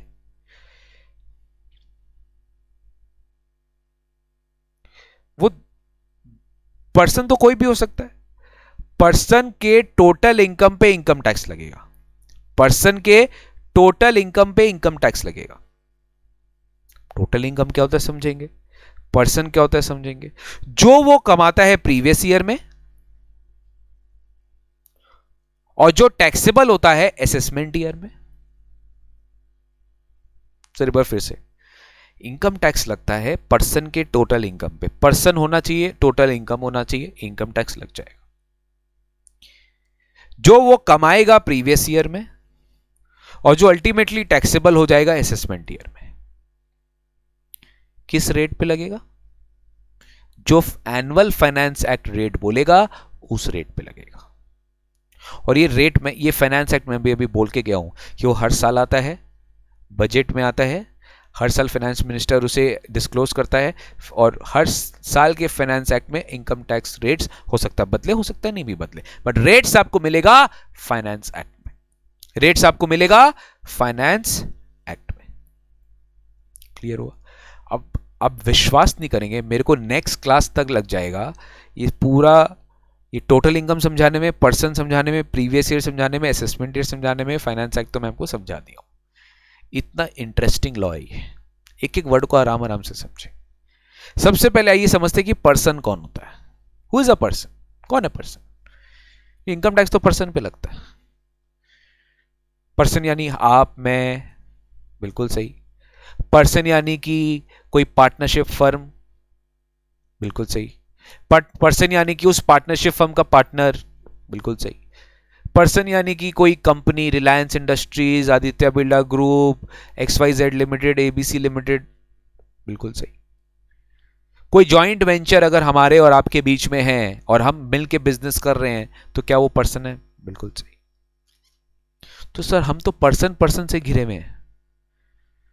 कोई भी अगर आमदनी कर सकता है, इनकम कर सकता है, तो उसको पर्सन के डेफिनेशन में डाला गया है।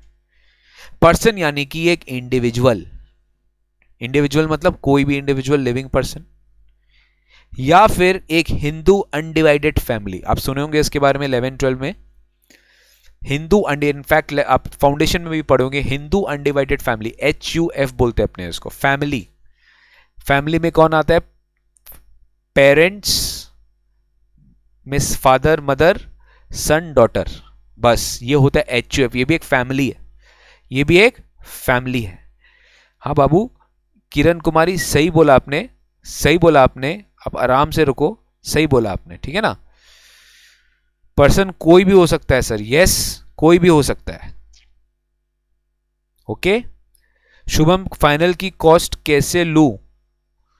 देखिए कॉस्ट के लिए आप सतीश जलान सर से बात करिएगा, वो कल सुबह आएंगे 11 बजे इसी चैनल पे लाइव। आप उनसे डिस्कस करना, आपको कॉस्ट रिलेटेड जो भी क्वेरीज है, एडमिशन रिलेटेड क्वेरीज है तो आप हमारे वेबसाइट में जाके देख सकते हैं sgc.co.in। Hindu undivided family. Next company, company भी एक क्या होता है? पर्सन होता है। अच्छा इसमें बोला क्या इंडियन कंपनी होगा, फॉरेन कंपनी होगा? नहीं सर, कुछ नहीं बोला, कंपनी। यानी सर एक बात बताइए, फॉरेन कंपनी भी इंडिया में टैक्स देगा? हाँ, फॉरेन कंपनी भी इंडिया में टैक्स देगा, बिल्कुल यस।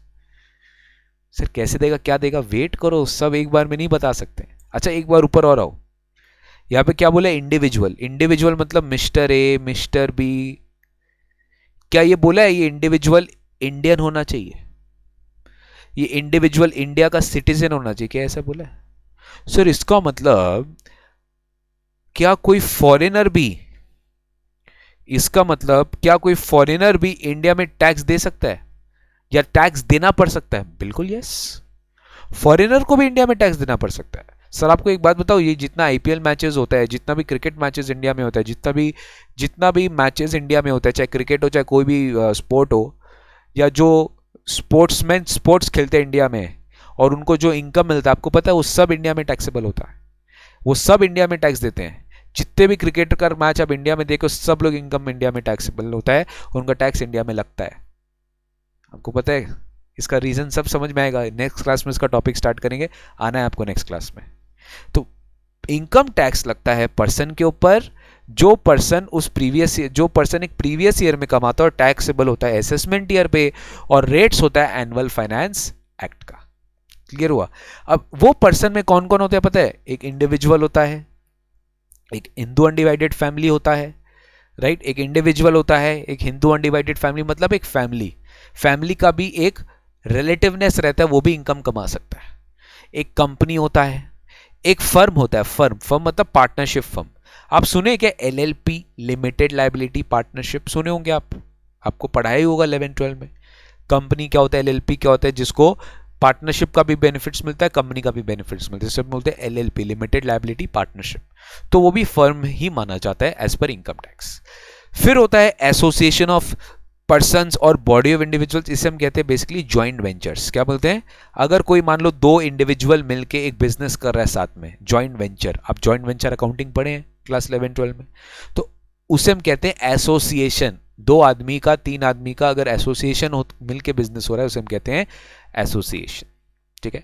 फिर होता है लोकल अथॉरिटी। लोकल अथॉरिटी मतलब म्यूनिसिपल कॉर्पोरेशन के लिमिट्स, म्यूनिसिपल अथॉरिटीज़, ये लोग भी इनकम कमाते हैं, राइट। सप्लाई करते हैं, रेगुलर चीज़ सप्लाई करते हैं हमें, तो उससे जो इनकम आता है वो भी इनके हाथ में टैक्सेबल हो जाता है। और लास्ट में आता है कोई भी अदर आर्टिफिशियल जुडिकल पर्सन। इसमें आ जाते हैं टेम्पल्स, जितने भी मंदिर होते हैं, जितने भी मंदिर होते हैं, यूनिवर्सिटीज़ होते हैं, ये सब आर्टिफिशियल जुडिकल पर्सन होते हैं।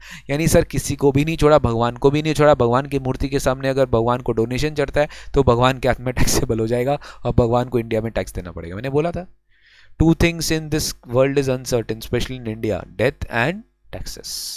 किसी को नहीं छोड़ेंगे, सबसे लेंगे टैक्सेस। समझ गए आप? समझ गए? तो yes, this topics not asked in exam. Radhe Modi ji, आप करेक्ट बोल रहे हैं, ये सब एग्जाम में टॉपिक नहीं पूछा जाता है, लेकिन अगर आपको ये नहीं पता ना तो आप एग्जाम भी नहीं दे सकते। तो बेटर आप ये समझ लो, अगर आप ये सब नहीं जान सकते हैं तो आप इसको आप आगे बढ़ ही नहीं पाओगे, आप एग्जाम में नहीं दे पाओगे। ये सब बेसिक चीज है। अगर आप क्लास 1 2 नहीं किए हो, 1 2 3 4 5 6 नहीं जानते हो, तो क्या का मल्टीप्लिकेशन करोगे, क्या तो एडिशन करोगे, क्या तो सब्ट्रैक्शन करोगे, ठीक है ना। Okay, so please try to understand.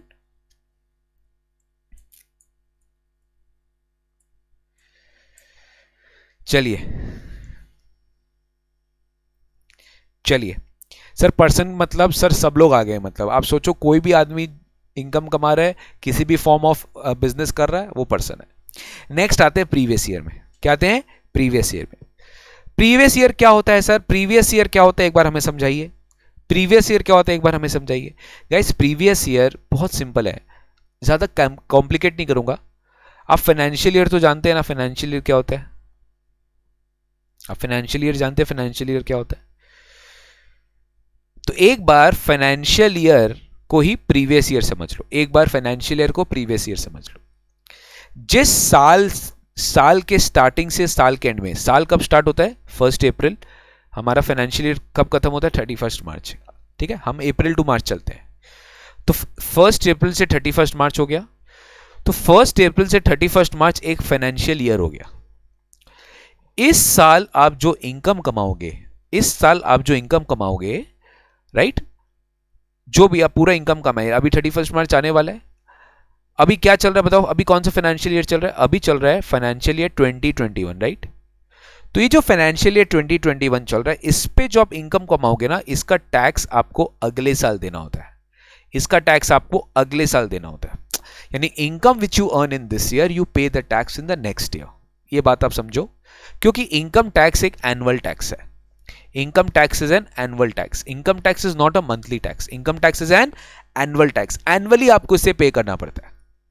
तो जब आप एनुअली पे करते हो, इसका मतलब पूरा साल खत्म होगा, पूरा साल खत्म होगा, पूरा साल का हम इनकम निकालेंगे, तभी तो हमें पता चलेगा कि कितना टैक्स है। तो हम पूरा साल खत्म होने के बाद अगले साल हम इसका टैक्स पे करते हैं। तभी आपके दिमाग में यह कॉन्सेप्ट आता है प्रीवियस ईयर। अब आप सोचो कि इस साल अगर हम टैक्स पे कर रहा है, इस साल अगर हम कोई टैक्स पे कर रहा है, तो हम कौन से इनकम का टैक्स पे कर रहे हैं? इस साल का टैक्स इस साल दे रहा है कि इस साल का टैक्स पिछले साल का दे रहा है? इस साल जो टैक्स दे रहा है वो पिछले साल का दे रहा है कि इस साल जो टैक्स दे रहा है वो इस साल का दे रहा है? रिपीट, करेंट ईयर में इनकम जो आप कमा रहे हो, that is taxable in the next year. तो इस साल में जो टैक्स दिए वो किस साल के इनकम पे दिए? सर प्रीवियस ईयर के इनकम पे हमने टैक्स दिया।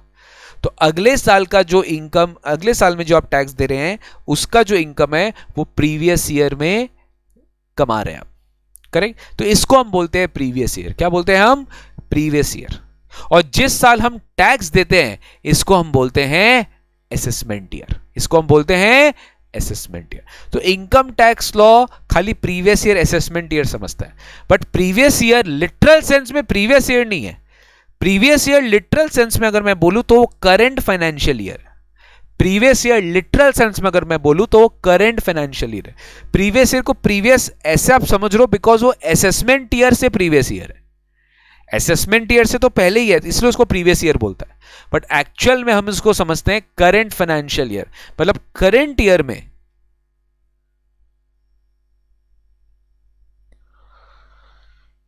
करंट ईयर में आप जो भी टैक्स दे रहे हो वो आप पिछले साल का इनकम का टैक्स दे रहे हो। करंट ईयर पे आप जो भी टैक्स दे रहे हो वो आप पिछले साल के इनकम पे टैक्स दे रहे हो। तो मेरा बात आप ध्यान से सुनना गाइस कि previous year means financial year which is immediately preceding the assessment year. मतलब मेरा बात ध्यान से सुनो, अगर मैं आपको बोलूं, मेरा मेरा ये लाइन डायग्राम ध्यान से देखना, ये 1 अप्रैल 20 है, ये 31 मार्च 21 है, ये 1 अप्रैल 20 है, 31 मार्च 21 है और ये 31 मार्च 22 है, ठीक है ना। तो this is financial year 2021 and this is financial year 21-22। इसमें तो कोई डाउट नहीं है, बिल्कुल डाउट नहीं है सर। फाइनेंशियल ईयर 2021 है, फाइनेंशियल ईयर 21-22 है। तो फाइनेंशियल ईयर 2021 और फाइनेंशियल ईयर 21-22, ठीक है ना।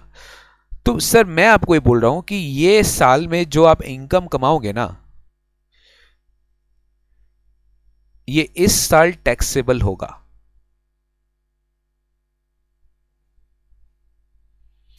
तो सर इसे हम कहते हैं प्रीवियस ईयर 2021 और इस प्रीवियस ईयर का 2021 हम इसे कहते हैं असेसमेंट ईयर 21-22। ये प्रीवियस ईयर हुआ 2021 और इसी का असेसमेंट ईयर हुआ 21-22। यानी अगर आप असेसमेंट ईयर 21-22 इसलिए बोलते हो बिकॉज प्रीवियस ईयर का 2021 का income you assess in the next year 21-22 में, इसलिए आप इसको असेसमेंट ईयर बोलते हो। तो कभी भी आप ध्यान रखना, अगर हम प्रीवियस ईयर 2021 बोले और हम या फिर हम असेसमेंट ईयर 21-22 बोले तो ये दोनों का मतलब एक ही होता है, दोनों एक ही साल को रिजेंबल करता है और दोनों एक ही बात को रिजेंबल करता है कि the income which you earn in 2021 you pay tax in the next year, that is assessment year 21-22। तो income which you earn in the previous year 2021 that you pay tax in the next year, that is 21-22। तो 20-21 में आपने जो कमाया उसका tax आप 21-22 में दिए, 21-22 में दिए। तो ये प्रीवियस ईयर जो है ना, ये करंट फाइनेंशियल ईयर ही क्या है, 2021। अब सोचो आप, फाइनेंशियल ईयर 2021-22 ना एक अपने आप में एक प्रीवियस ईयर 21-22 भी है। क्यों? क्योंकि ये साल जो आप इनकम कमाओगे इसका टैक्स आप अगले साल असेसमेंट ईयर 22-23 में देंगे, ठीक है। तो स्टूडेंट जनरली रट्टा मार लेते हैं, assessment year is equal to previous year plus 1, assessment year is equal to previous year plus 1, ठीक है, यस, ठीक है। तो assessment year is equal to previous year plus 1, ठीक है। तो आप समझ गए कि प्रीवियस ईयर क्या होता है, असेसमेंट ईयर क्या होता है। प्रीवियस ईयर का इनकम आप प्रीवियस ईयर पे टैक्स करते हो, असेसमेंट ईयर में टैक्स करते हो, और previous year means financial year जो असेसमेंट ईयर के जस्ट पहले आता है। All assessees are required to follow financial year that is 1 April to 31 March. अब मेरा एक बहुत सिंपल क्वेश्चन आपसे, मेरा बात प्लीज ध्यान से सुनना, ठीक है।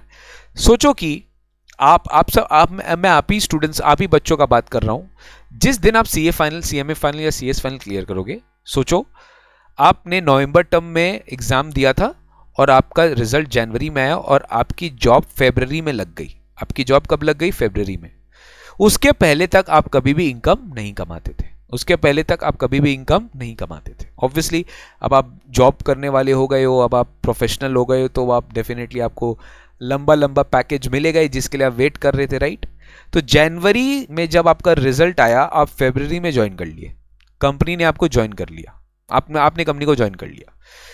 तो फरवरी और मार्च, राइट, ये 2 महीना आपको सैलरी मिला, ठीक है। Now my point is, first इस फेब के पहले तो आपको कोई इनकम मिला ही नहीं, इस फेब के पहले तो आपको कोई इनकम मिला ही नहीं, you did not earn any income. आप तो फेब के पहले कोई इनकम ही नहीं कमा पाए।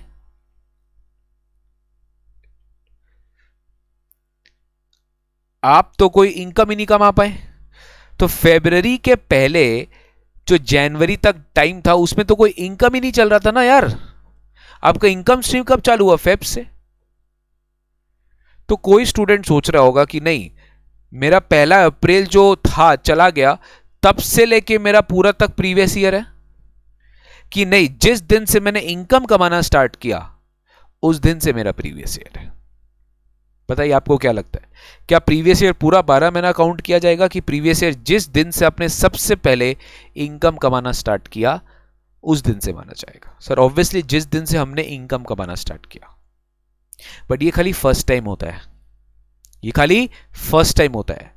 अगर आप मान लीजिए कोई नया बिजनेस सेट किए हो या फिर आपका इनकम सबसे पहले फर्स्ट टाइम लग रहा है आपके हाथ में, तो जिस दिन से आपने सेटअप किया है आपका बिजनेस या जिस दिन से आपका इनकम सबसे पहले अर्न किया आपने, वो ही उस दिन से ही आप प्रीवियस ईयर मानोगे। आपको पता है प्रीवियस ईयर एक दिन का भी हो सकता है।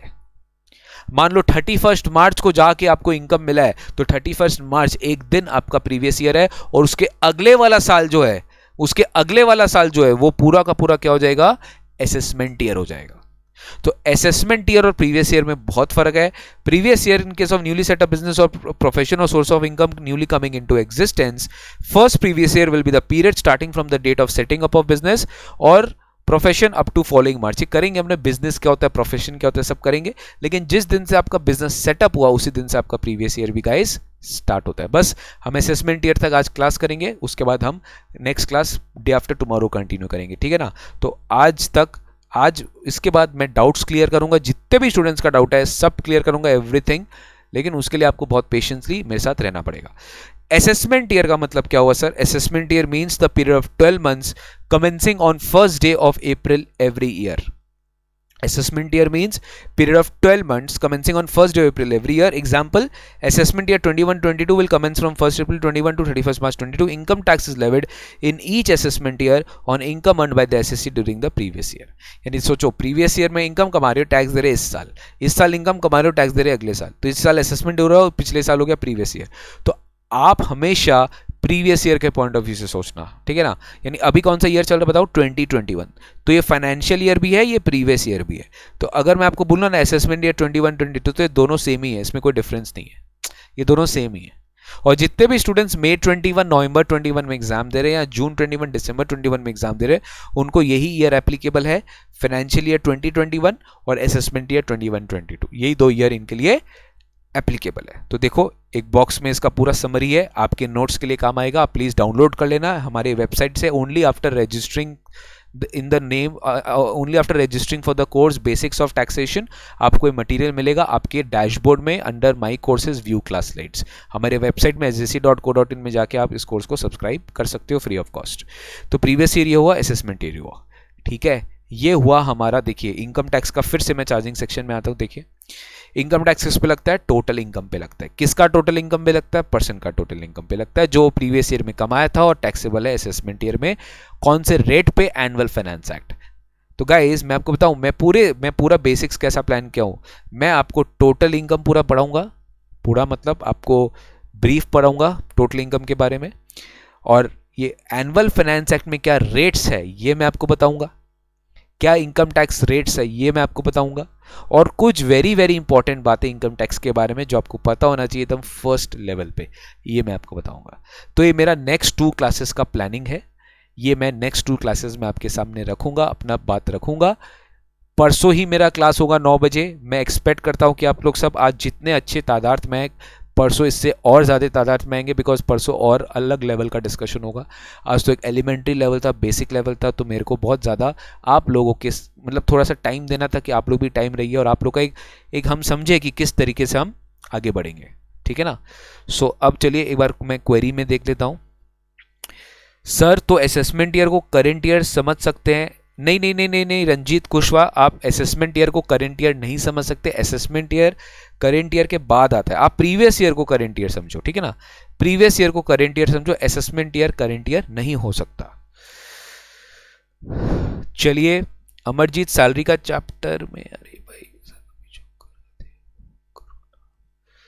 Amarjeet Som, sir please explain the treatment of gym club expenses reimbursed by employer, can it be treated as exempted perquisites like health club. देखिए सैलरी चैप्टर में अपने इसको डिस्कस करेंगे, बट ये जो एम्प्लॉयर का रीइंबर्समेंट होगा treatment of gym club expenses, ये पूरा का पूरा टैक्सेबल होगा, ठीक है ना। यूज करने दिया जा रहा है अपने प्रीमाइसेस पे तो वो एग्जेम्प्ट होता है, लेकिन बाद बाकी चीज टैक्सेबल होता है अगर उसको रीइंबर्स किया जा रहा है तो। और आप लोगों का क्वेरी है तो प्लीज आस्क मी। सर परसों सेबी के फेज 1 एग्जाम में इनकम टैक्स से बहुत क्वेश्चन आए थे। ओके शशांक जी, आप क्या करते हो? क्या आप सेबी का एग्जाम दे रहे हो? क्या आप CSCS CMA का भी एग्जाम दे रहे हो क्या? Please ask me your doubts and please ask me your doubts. कैसा आपको क्लास लगा? Do give me a feedback so that I can continue my class in the next session also. बहुत अच्छा लगा आप लोग ने अटेंड किया यार. Very good, and fortunately you people are lucky enough to attend all these classes and you people are utilizing your time very effectively. Let me tell you, so previous year is current year and financial year all same. Yes, बिल्कुल सही नितेश खत्री. अमरजीत सोम, thank you so much, thank you very much. क्या आप मेरे को बताओ, आप लोग में से कितने स्टूडेंट्स हैं जो फाउंडेशन अपीयर कर चुके हैं और इंटरमीडिएट लेवल में एंट्री कर रहे हैं? Basically I just want to know कि आप लोग इंटरमीडिएट में एंट्री करने वाले हो. कितने स्टूडेंट ऐसे हैं? आप इंटरमीडिएट लिख के मेरे को कमेंट बॉक्स में बताइए. इंटरमीडिएट लिख के मेरे को कमेंट बॉक्स में बताइए जिनका फाउंडेशन हुआ है और वो इंटरमीडिएट में एंट्री कर रहे हैं.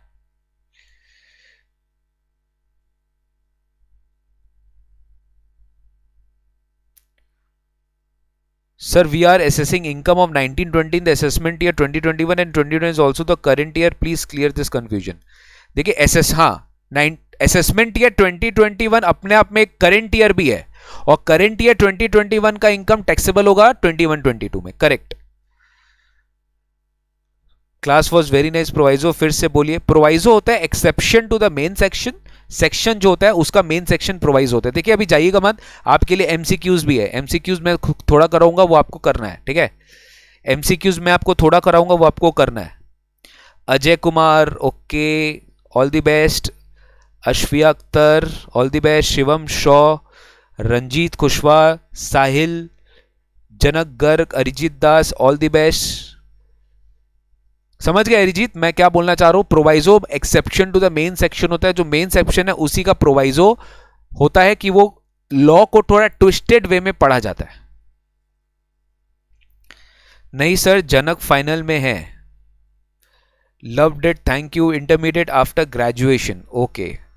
चलिए आप लोग रिप्लाई करते रहो, तब तक मैं आपके लिए कुछ एमसीक्यूज का बंदोबस्त करता हूं. Multiple choice questions. Let me check कि आप लोग कितना क्लास में ध्यान दिए. उससे मुझे पता चलेगा कि आप लोग अटेंटिव थे क्लास में कि नहीं थे. So guys,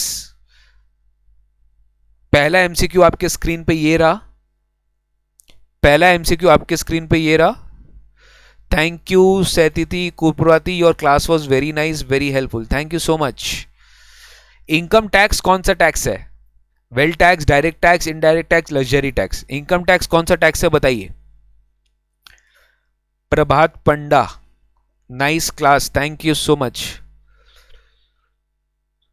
Still need to enroll for it, institute, but have decided to pursue it. Okay, that's a good decision, Ansil. Kishan Sumani, CMA inter, okay. Ajay Kumar ने आंसर दिया डायरेक्ट टैक्स. सुमंत कुमार ने भी आंसर दिया, जी ने भी आंसर दिया, बिल्कुल सही. इनकम टैक्स एक तरीके का डायरेक्ट टैक्स माना जाता है. इनकम टैक्स एक तरीके का डायरेक्ट टैक्स माना जाता है. ठीक है भैया, बहुत बढ़िया. नेक्स्ट आइए, question number 6. All SSCs are required to follow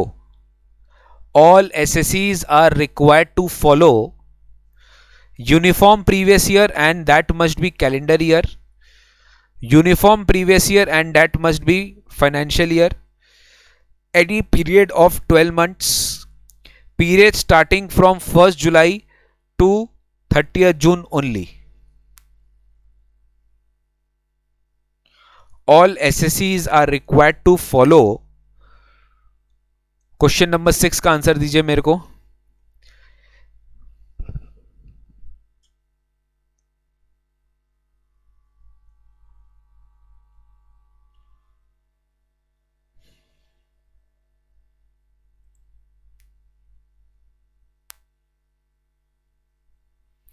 GST class अपने नेक्स्ट वीक करेंगे. इस वीक में जो 3 क्लास है, ट्यूसडे, थर्सडे, सैटरडे, वो इनकम टैक्स के ऊपर है. जीएसटी नेक्स्ट वीक 2 क्लास होगा.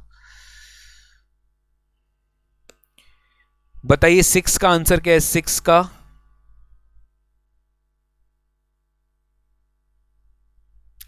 all SSCs are required to follow uniform previous year and that must be financial year. Very good. 6 का आंसर भी बी है। सबको फाइनेंशियल ईयर फॉलो करना पड़ता है, यूनिफॉर्म प्रीवियस ईयर फॉलो करना पड़ता है। वेरी वेरी गुड क्वेश्चन भाई। मुझे लगता है सब लोग सब चीज़ समझ गया है। मेरे को और आपसे कोई क्वेश्चन करने का दरकार नहीं है। मेरे को लगता है मैं जो भी क्वेश्चन करूंगा वो आपके लिए कम ही होगा। You have understood everything. You have understood everything. My request is please download the notes from SJC's website. Register yourself for the course. Download the notes. आपको बहुत चीज़ समझ में आ जाएगा। ये सारे नोट्स को आप अच्छे से पढ़ सकते हो। इसका प्रिंट निकाल सकते हो, प्रिंट करके पढ़ सकते हो ब्लैक एंड वाइट पे। It is free of cost. ये नोट्स बहुत मेहनत से, बहुत सोच समझ के बनाया गया है। And I think this will definitely work for you in the coming classes. Okay guys. Sir CMA में ट्रेनिंग का कोई नोटिफिकेशन आया है क्या? नहीं बॉस, अभी तक कोई नोटिफिकेशन नहीं आया है, आना एक्सपेक्टेड है। सो आई सपोज आप लोग को आज का क्लासेस अच्छा लगा। Thank you so much guys for giving your precious time. And इतने रात को भी आप लोग आए, अटेंड किए, बहुत बड़ा बात था। मैंने जानबूझ के ये टाइम रखा था ताकि यू पीपल बी फ्री। मतलब जनरली रात के टाइम में आप लोगों का कमिटमेंट्स कम होता है। दिन भर हो सकता है आप लोग की क्लासेस चल रही हो या फिर आप कोई बिजी हो, इसलिए मैंने रात का टाइम चूज़ किया। तो रात को मैं चूज़ किया ताकि रात में आके मैं आपको आपके साथ डिस्कस कर सकूँ, सो that it will be easy for you and आप आराम से आप इस क्लासेस को कर सको। सर जून 21 एग्ज़ाम के लिए न्यू क्लासेस होंगे सर? न्यू क्लासेस स्टार्ट हो चुके हैं। IDT का 4-5 क्लास हुआ है अभी तक, और इनकम टैक्स का भी full recorded new classes available है। आप चाहे तो वो क्लासेस अवेलेबल है हमारे वेबसाइट पर, आप ले सकते हो sjc.co.in पे, राइट। sjc.co.in से वो क्लासेस आप ले सकते हो जून 21 के लिए भी, दिसंबर 21 के लिए भी।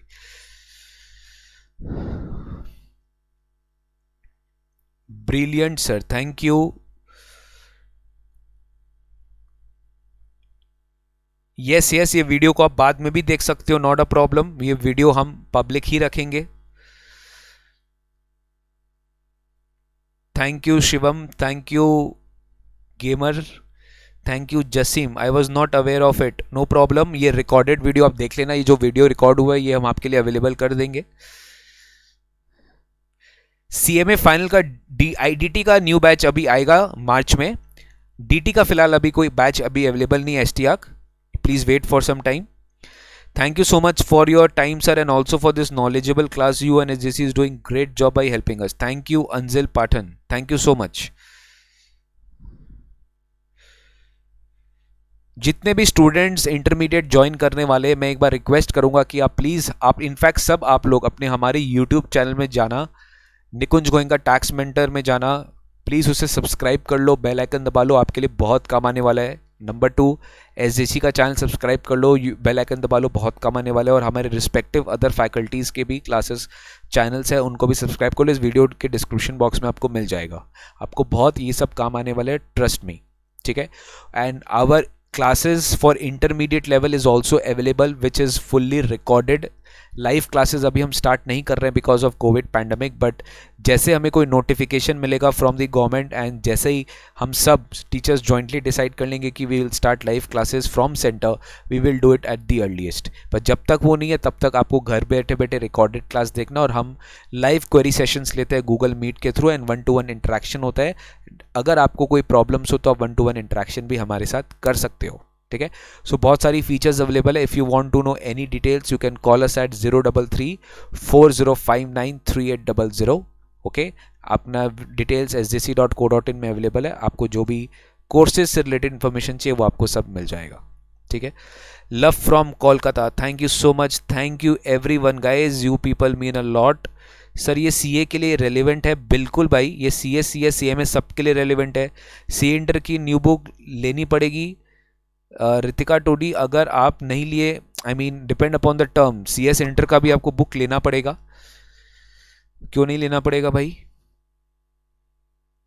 सर कब तक लाइव क्लासेस चालू होंगे? वी हैव नो आइडिया, अभी तक we are not allowed as per the government guidelines, coaching centres are not allowed to be open, but अभी तक आप रिकॉर्डेड क्लासेस ही करो, रिकॉर्डेड ही आपको मिलेगा, वो आपका टाइम भी सेव करेगा, ठीक है। So it's a good thing for you. Sir मैंने CMA फाउंडेशन के लिए अप्लाई किया था Feb 20 में, बट एग्ज़ाम नहीं दिया अभी। मेरा बीकॉम थर्ड ईयर कंप्लीट होने पर मैं क्या इंटरमीडिएट दे सकता हूँ?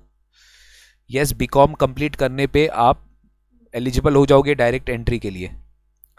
एक बार नोट्स कैसे डाउनलोड करना है ये भी दिखा दो ना सर। ठीक है, मैं बता देता हूँ आपको नोट्स कैसे डाउनलोड करना, मैं बता देता हूँ। एक बार ये हमारा वेबसाइट है sjc.co.in। ठीक है, ये हमारा वेबसाइट है sjc.co.in। ये हमारा वेबसाइट है sjc.co.in। आपको क्या करना है, ये हमारा वेबसाइट है sjc.co.in। आपको जाना है free video CS CMA CS inter में।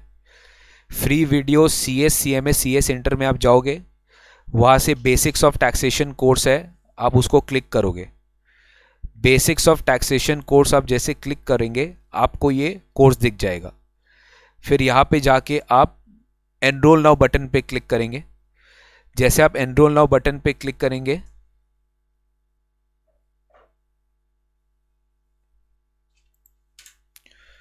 एनरोल नाउ बटन पे आपको क्लिक करना है। जैसे आप एनरोल नाउ बटन पे क्लिक करेंगे, ये आपको आपका लॉगिन इन्फॉर्मेशन मांगेगा, जिसको आप होम पेज में जाके पहले अगर आप लॉगिन नहीं करके रखे हो तो आप साइन अप कर लो। साइन अप में अपना सारा इन्फॉर्मेशन दे दो। उसके बाद जब आप साइन अप कर लोगे आपका एक अकाउंट क्रिएट हो जाएगा हमारे साथ। तो वो ईमेल आईडी आपका और जो आपका पासवर्ड है वो आपको यहाँ देना होगा। Once you log in with this, अगर आप नहीं साइन अप किए हो तो आप यहाँ साइन अप कर सकते हो नीचे में जाके। ठीक है,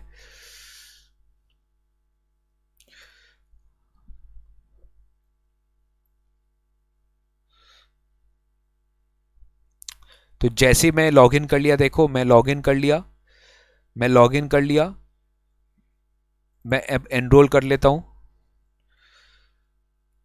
ठीक है, अब मैं एनरोल कर लिया। ठीक है, मैं ऑलरेडी इसमें एनरोल करके रखा हूं, इसलिए यहाँ पे ये सब्सक्राइब दिख रहा है। लेकिन अगर आप नहीं किए होंगे तो यहाँ पे आपका ग्रीन मैसेज आ जाएगा कि यू हैव बीन एनरोल्ड। ठीक है, अब मैं क्या करूँगा, मैं अपने अकाउंट में जाऊँगा। ठीक है, इट्स वेरी सिंपल। मैं अपने अकाउंट में गया, यहाँ पे मेरा dashboard, profile, notification, my orders, my courses, तो मैं माई कोर्सेज में गया। जब मैं माई कोर्सेज में जाऊंगा उसके बाद मुझे बेसिक्स ऑफ टैक्सेशन दिखेगा। मैं व्यू क्लास स्लाइड्स में गया।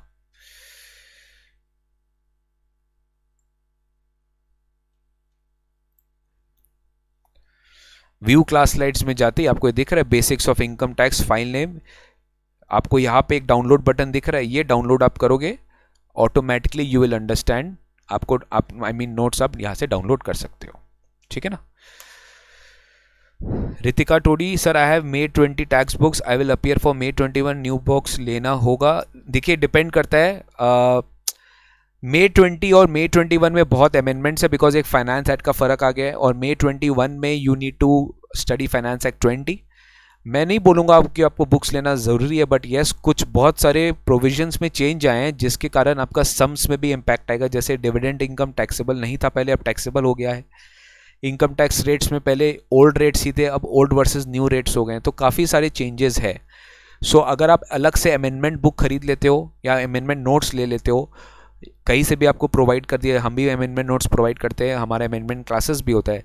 तो अमेंडमेंट क्लासेस अगर आप ले ले तो you don't have two by a new book. But मैं आपसे रिक्वेस्ट करता हूँ अगर पॉसिबल हो अपना ओल्ड न्यू बुक खरीदो, ओल्ड बुक का मार्किंग्स को न्यू बुक में वापस से करो, और फिर जो नया चीज़ आपको न्यू बुक में दिख रहा है वो आप पढ़ो। सो आपके लिए बेटर होगा, वरना आपको ओल्ड बुक पढ़ना फिर अमेंडमेंट अलग से पढ़ना, it will be a tedious job for you. Class for intermediate November 21, yes Srishti Kumari, it is available, you can go through our website. यहाँ पे भी कोर्सेज आप अवेलेबल आप देख सकते हो। CS CMA NCS, CS CMA जिस भी आपको कोर्स चाहिए वो आप जाइए। जैसे आप CMA में लेना चाहते हो अगर, और CMA इंटर है, तो देखो इतना सारा क्लासेस हमारा ऑलरेडी अवेलेबल है। Company accounts, financial accounting, IDT। आपका जो बैच होगा May 21 के लिए या June 21, December 21 के लिए, वो बैच 21A होगा। क्या होगा? Batch 21A। तो आप बैच 21A में जाके क्लिक करोगे। IDT CMA इंटर या DT CMA इंटर, आप whatever you want to take, auditing, OM, cost group 2, accordingly सारा क्लासेस अवेलेबल है। सब डाउनलोड मोड में अवेलेबल है, अभी आप डाउनलोड करके देख सकते हो। आपको पेन ड्राइव मोड में चाहिए तो पेन ड्राइव मोड भी अवेलेबल हो जाएगा इसमें। ठीक है. So you just have to enrol like this similarly and आपको सारा बुक्स PDF PDF जो भी मिलना था सब मिल जाएगा. ओके सर, फुल क्लासेस के लिए चार्जेस क्या है वो सब डिटेल्स है हमारे वेबसाइट में जो सामने आपको दिख रहा है. Please go through our website very carefully. After logging in you will find out all the details very easily. ठीक है भाई साहब, आज के लिए इतना ही रखते हैं. Thank you so much for coming in, joining in huge numbers. इसी तरह मिलते हैं डे आफ्टर टुमारो. ठीक है, कल आपका FM का क्लास है, सॉरी कल आपका क्या बोलते हैं मॉर्निंग में सतीश सर का क्लास है, फिर आपका समीक्षा मैम का क्लास है, फिर अकाउंट्स क्लास है, तो कॉस्ट क्लास है, फिर ऑडिट क्लास है और फिर आपका अकाउंट्स क्लास है. ठीक है, टैक्स का क्लास डे आफ्टर टुमारो है. सो मिलते हैं आपसे डे आफ्टर टुमारो. ठीक है ना guys, thank you so much for joining in huge numbers. Sir can you just provide GST books?